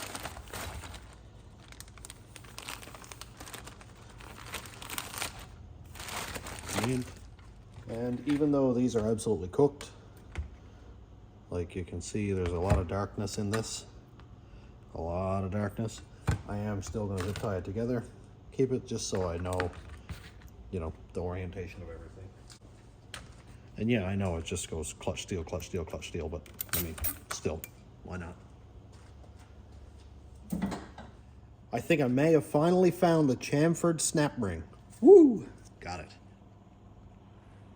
This, as you can see, is the input shaft here, and this is a thing, I don't know what you call it. And here is a snap ring that looks oddly curvaceous. Oh boy, oh gosh, I tried to kill me. Okay, maybe it's not. Maybe though. Yeah, it looks like it might be a little bit.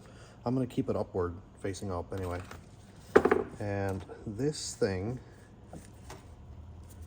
comes off how? Is that more clutches? Let's see. Oh, I guess it is. All right, so pull this out. I haven't actually, oh, so that won't come off. How, I wonder, does this come out? I'm guessing I have to remove this snap ring down here first. Oh, order of operations, Barry.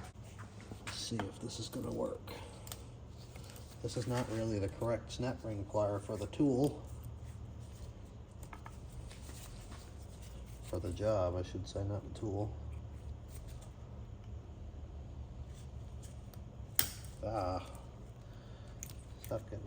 with me. There we go. Doesn't matter if it's the right tool as long as it works, I guess. Let's move some of this junk out of the way. Alright, there's this one. It's got those little tabby things. There's that one. Put it in there. This one is going to stay face up like that in the pan. I don't have any fluid in the pan right now because I'm draining it through a coffee filter, but okay, here's this one. You can see that there's little tabs sticking upward, and they go away from the planetary gears. Man, this is terrifying. Wow. Is that really how that comes apart? It can't be.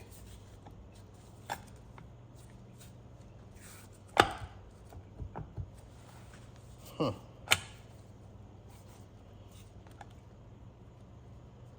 Is that really how that comes apart?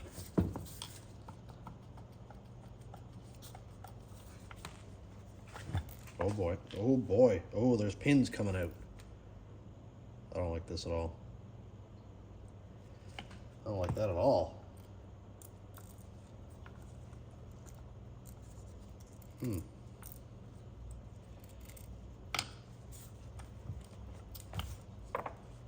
Oh boy. Okay, so we have shims, locking shims on each side, rollers, pins. Oh, this is not going to be a good time at all. All right. It's a good thing I have another input shaft, even though this was the good one. This was the good one.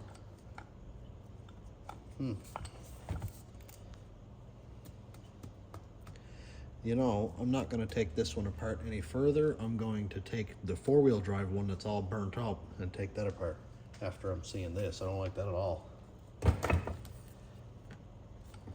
I'd rather learn on the one that I don't care about. Put all that back there.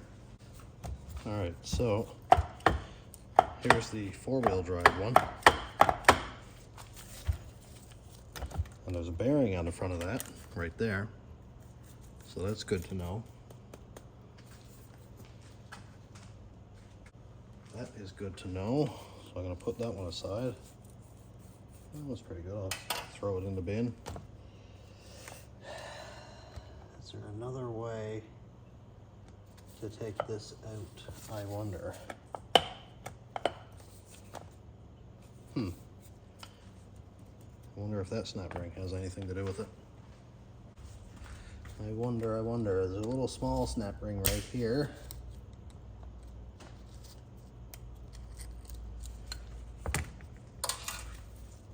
Oh, well, I guess that's one way to do it. Okay. Now, oh, there goes my glove. Let's see.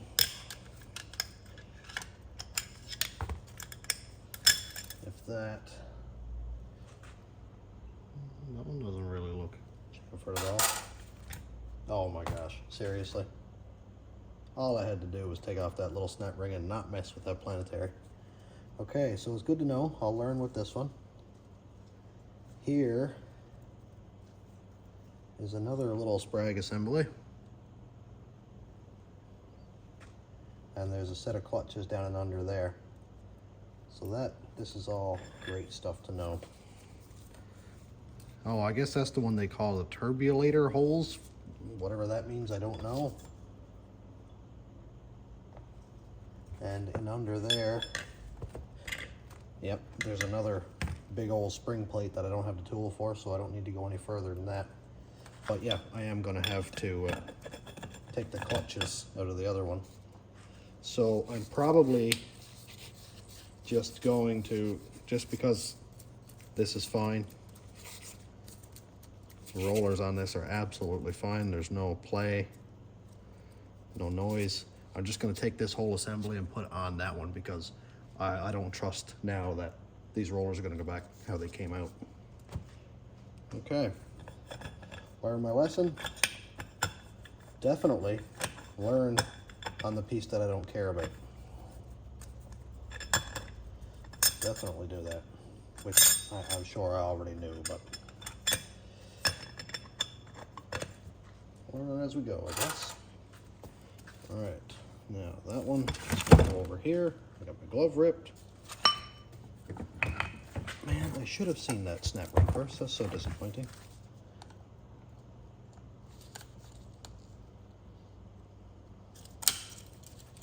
Look at that. Just hidden right in plain sight, eh? And now the input shaft comes out. So this is the good input shaft. Throw that one away. I'll use this.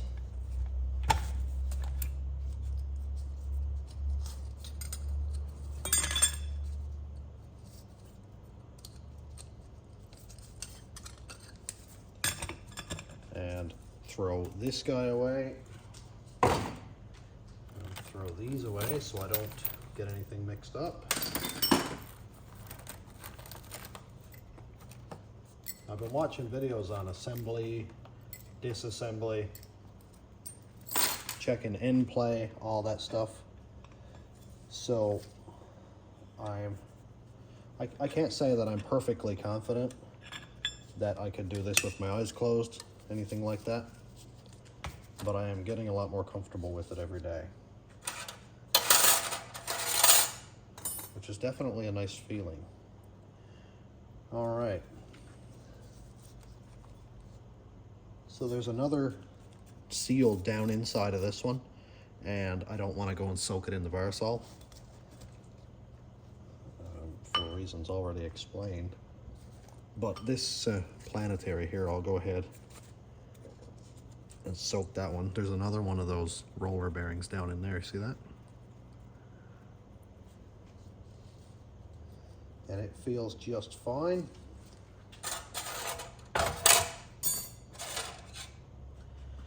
Okay. And I didn't have to remove that snap ring from this one, of course. So I won't use that one again. I won't put it in the pot. I'm going to keep that one, and I'll zip tie these clutches together. That's there, all right. That goes in the bucket. I'm also not going to put this sprag assembly in there because I guarantee I'm going to lose something. This input shaft can go in. Those seals, I'm not quite sure what they are, but I do have a new seal and gasket kit coming. So if it's not as painful as I'm hoping it isn't, then I'll either be replacing these or leaving them. Also, this is the old one that I don't need, so that's going over in the pile. I'm gonna clean up a little bit so this place doesn't look as stressful.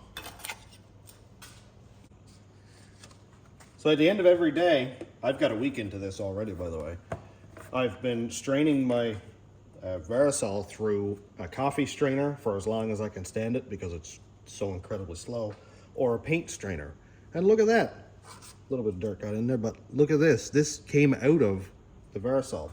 So I'm also going to strain it through it again right now, just to try to keep the fluid as clean as possible. Like, yeah, I know it's nasty looking, it's rusty looking and stuff, but I still want it to be clean. I don't want to go swishing around dirt and old rusty particles and just junk in the fluid. So that's what I'm going to do this morning.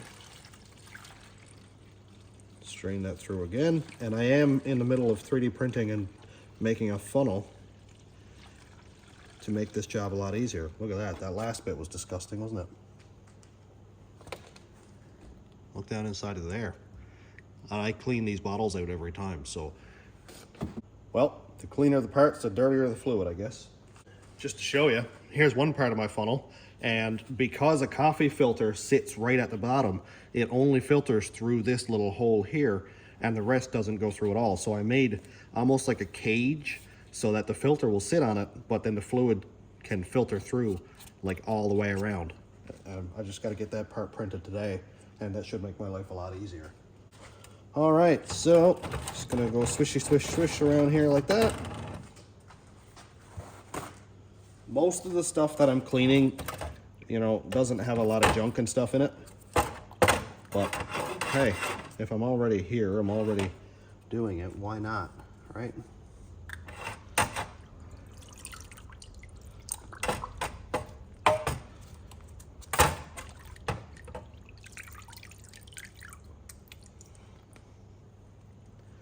I'm just gonna lay down a paper towel and let that one sit on it until I'm done.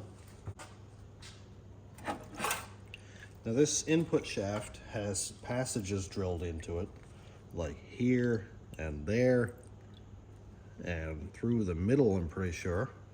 So I'm gonna blow those out just to make sure there's no stuff in there and make sure there's no residual Varisol, because I don't know if this stuff, like, yeah, I'm sure anything besides transmission fluid in there is bad, but I don't know if it'll damage it. I don't know if it would like break down the fluid, so I'd really rather not have anything in there at all. And that shaft looks fine. Apparently this is one of the pieces that will break over like, I want to say 800 horsepower. So people definitely recommend upgrading that.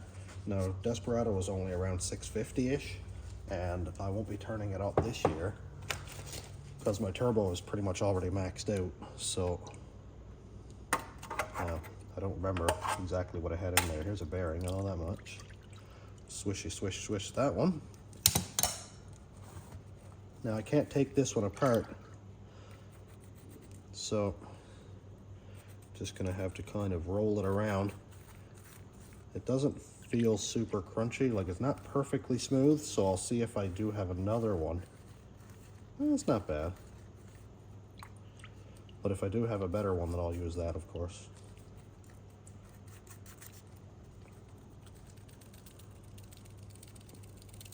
Alright, so there's that one. I'll stand that one up so any old fluid can drain out of it. Okay, and I just went back and looked at the video, and there's a snap ring and a pressure plate or something like right here. Ah, here we go. There's that one, and there should be a snap ring. The worst part about using a metal pan is the magnet attracts to the pan before the parts. That's okay. There. And there's the pressure plate. I can't wait for the clutches and steels to come in.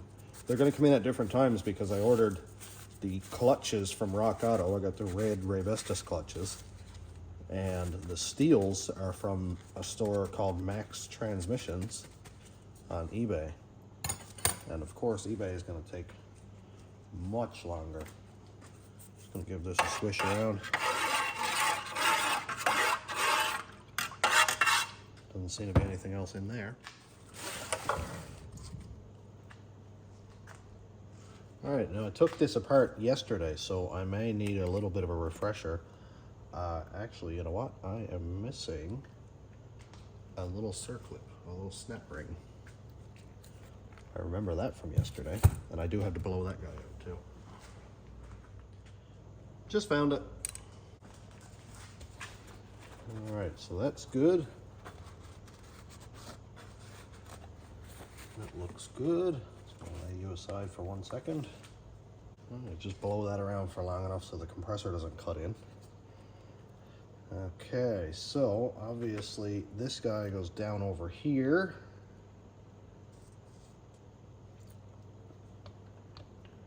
Like this.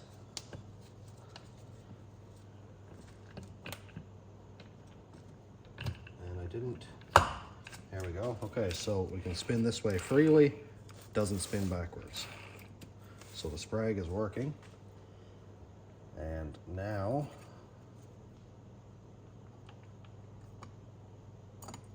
step by step, Barry.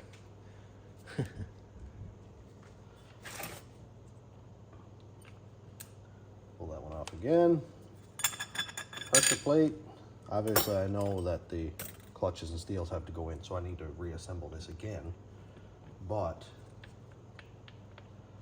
I just want to keep it all together.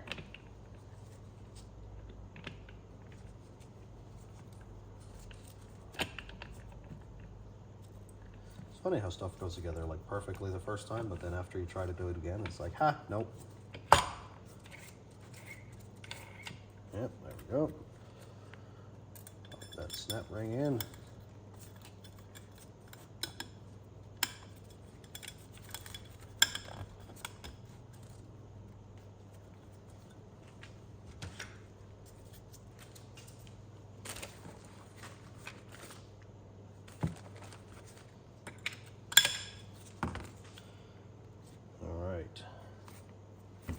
Now, from what it looks like on the wear here, that bearing must sit like that maybe, but it's awfully wide. That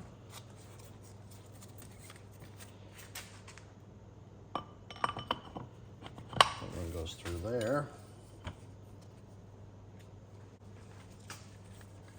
And then we have the snap ring. So that's going to hold everything together.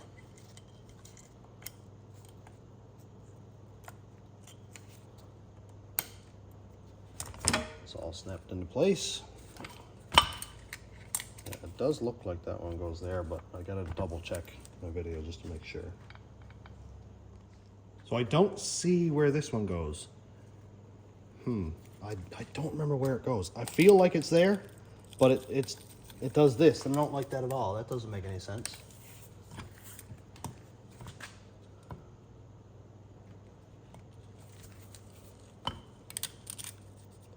But I remember seeing it somewhere. Anyway, I'm gonna leave it with this one just to be sure that I don't lose it. And that guy is going in a bag. I've got a diagram that I found online showing every piece, almost like an exploded view or a section view or whatever, where it shows every piece and the place it goes in all in a line. So I'll refer to that while I'm putting it together.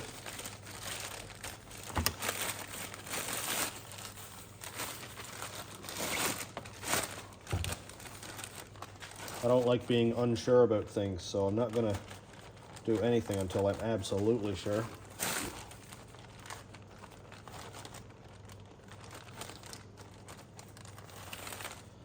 All right, that one's done.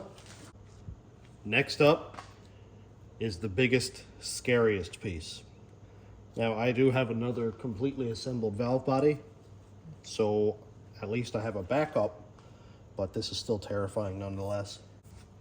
So I'm gonna put the camera right there and start taking out bolts.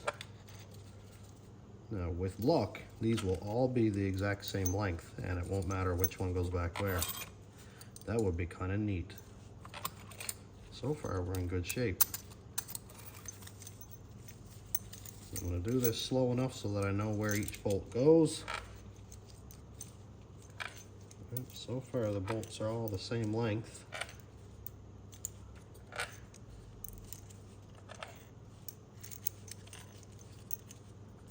I've never dived deep into a transmission like this before. There's a clip up here for the wiring harness. So, well, with the intention of putting it back together, I've scrapped a lot of stuff for aluminum and scrap metal back in the day, but that wasn't usually with care. All right, so every 10mm head valve body bolt is the same length. That is awesome. They all go in the pot. This manifold, yep. I don't know if you call it a manifold, pressure plate or something, I think it's called actually. That all goes in the pot. Not this, of course, because it has like rubber seals and stuff, but I will clean it up. We'll lay that back here. Now over here, there are two solenoids that have a Torx head, and over there, there's another two. They have Torx, and this one here has a little clip right there. I'll pop that clip out now.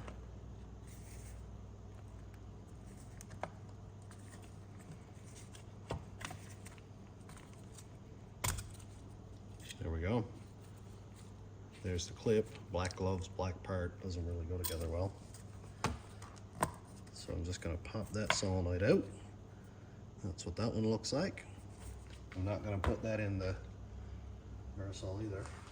Now spend 15 minutes looking for the right socket.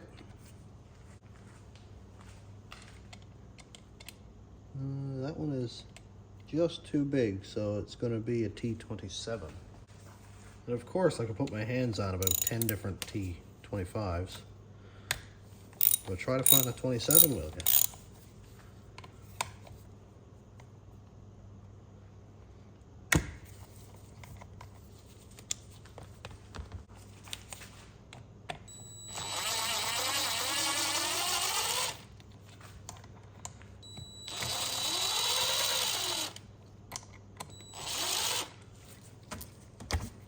Okay, so the peach, whatever looking solenoid goes toward the front in relation to this one being on the right side. There's an O-ring on that. I'm hoping that it comes with new O-rings. Put the bolt with that one. Bolt with that one. I have a full seal and gasket kit coming, so there's no reason it shouldn't. Now, will this rotate enough? I don't want to push it. There we go. It'll rotate down a little bit at least.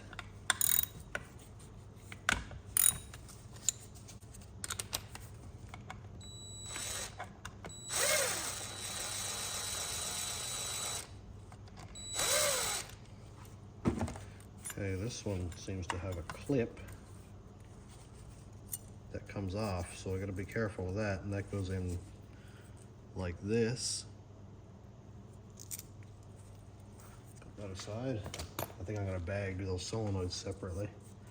This is dirty. I wasn't planning on taking this whole thing apart, but you know, looking at it, I think it's definitely a good idea.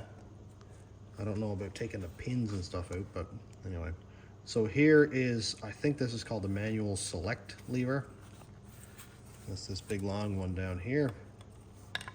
And it goes in with 2 tabs out in like this.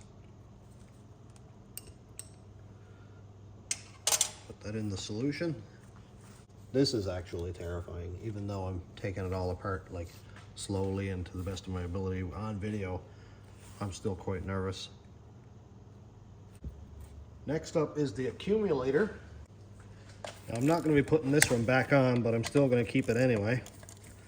I keep everything just, well, usually for far longer than I actually need to. You can tell that by the pile of old scrap Chev pickups I have outside.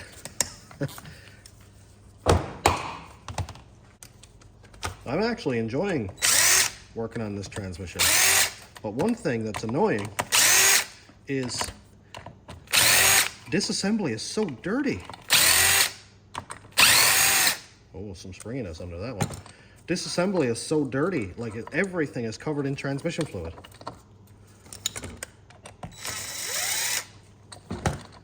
All right, let's see what we got under here. We have a green spring, black spring, pistons, all kinds of fun. Got some long bolts over in this one. They are all the same length. I don't need these springs, I don't think. Well, let's put them aside anyway. But I'm not going to be using the separator plate gaskets again, and I don't think that I'll be using a separator plate. But, well, I'll keep that anyway. Quinn is sending a D1 trans brake, which is a modified separator plate, and I'll be using his, but well, why not keep it anyway?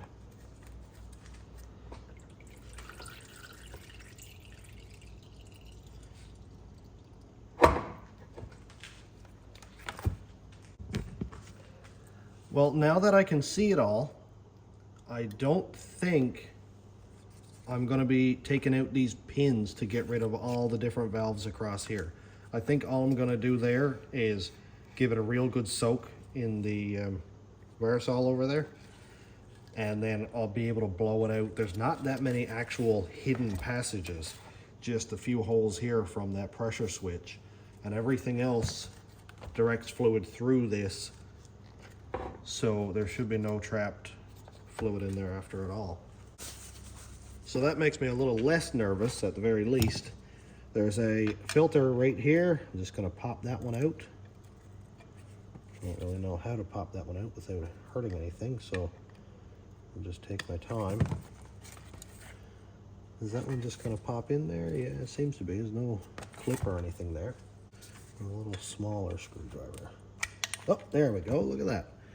And that filter has an O-ring around it. That one goes in that cavity there. I thought there was another small one, but that may be in the pump. I don't remember now. But yeah, that looks good. Ready to go in the pot. As nerve-wracking as this all is, I'm really thoroughly enjoying it. This is a lot of fun.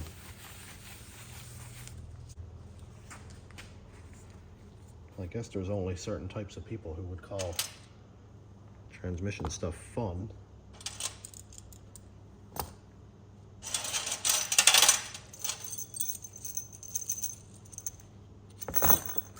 Here are all the bolts. I'm pulling everything out of the valve now so I can put the valve body in without risking scarring it up.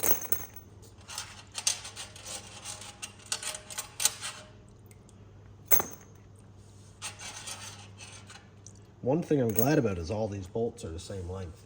It is so awful when every bolt is a different length and you put one in and it's too long, you put one in and it's too short, and you strip out the first 2 or 3 threads. It's not a good time.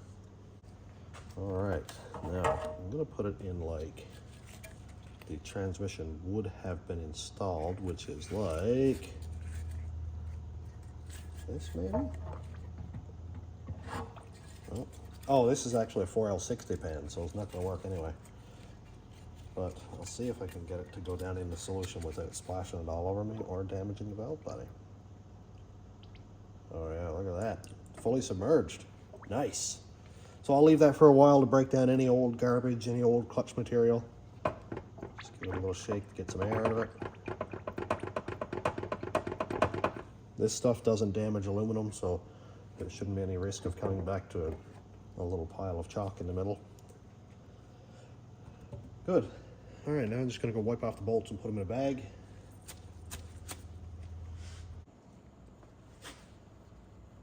Alrighty, valve body has been in soak for a good 4 hours. So I'm absolutely confident there's no old junk on there.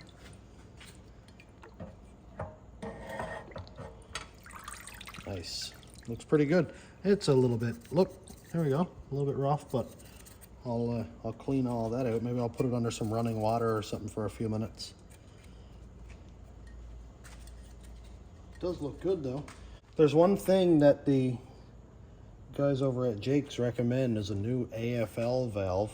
It's an oversized valve, and apparently it can cause issues if it's the bore is out of round. I'm just really gonna hope that mine isn't, because it's not cheap. It's like 250 bucks, and that would run me up over $1,000 that I've spent in the last week on transmission stuff, and I just don't have the money for that. And to be honest, I have no idea which valve it is. I'd like to inspect it, but I'm gonna have to do a little bit of research first. And if I found that it was out of round, then I'd take my other valve body and check that one, just to see. I think if either one of them was going to be the clean one, it would be this one, but who knows, right? A little bit of gasket material left on this, nothing too serious, just a little spot right there and a little tiny bit right there. I'll probably get some Scotch-Brite pad, clean that up. But it looks good actually. I may even give it a little dunk again. I wish I knew which valve was the AFL one. I don't even know what that means, to be honest.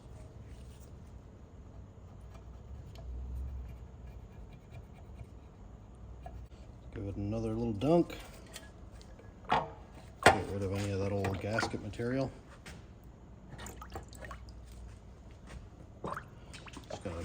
agitate it a little bit.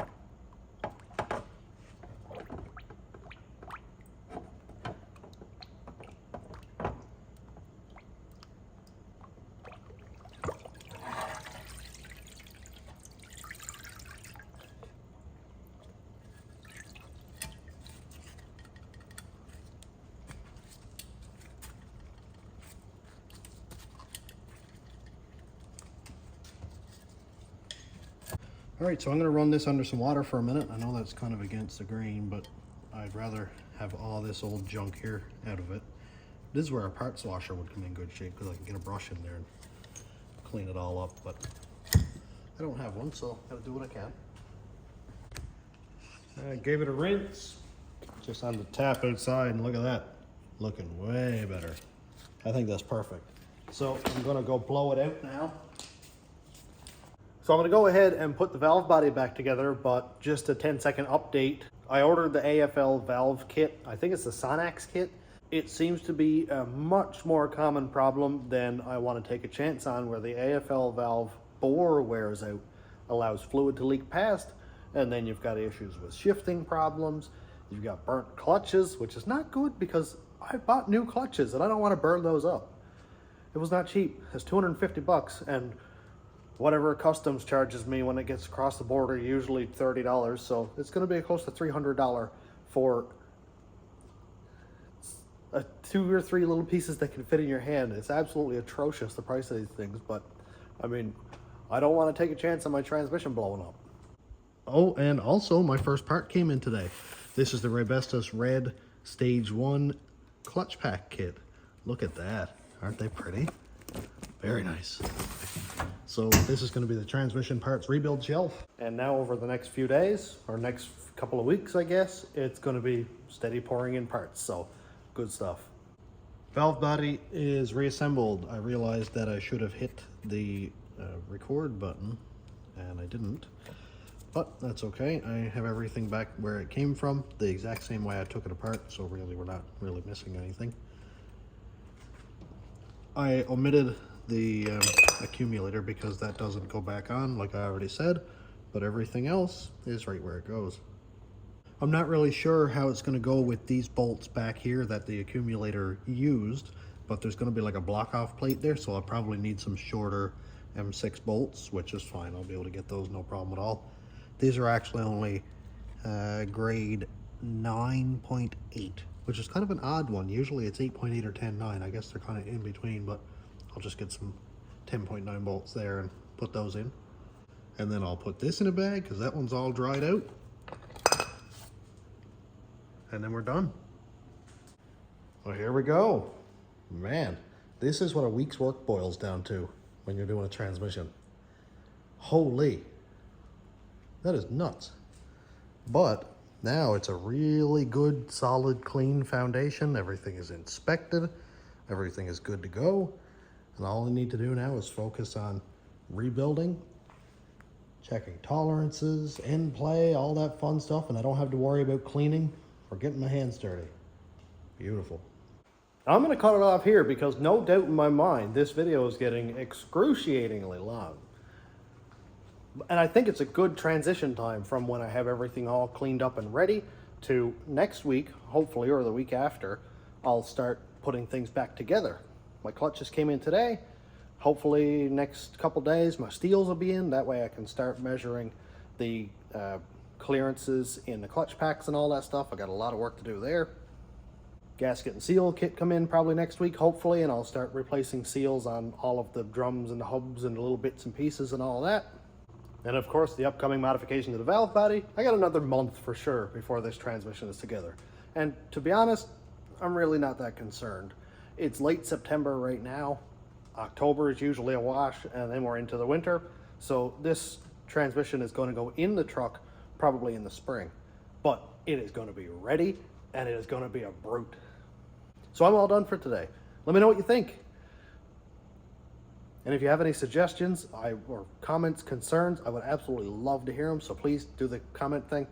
And otherwise, thanks to my YouTube members, patrons, and subscribers. If you want to check out my Patreon, it's patreon.com/stationroadratrods. YouTube members link is down here. And thanks for watching. Have a great day, everybody.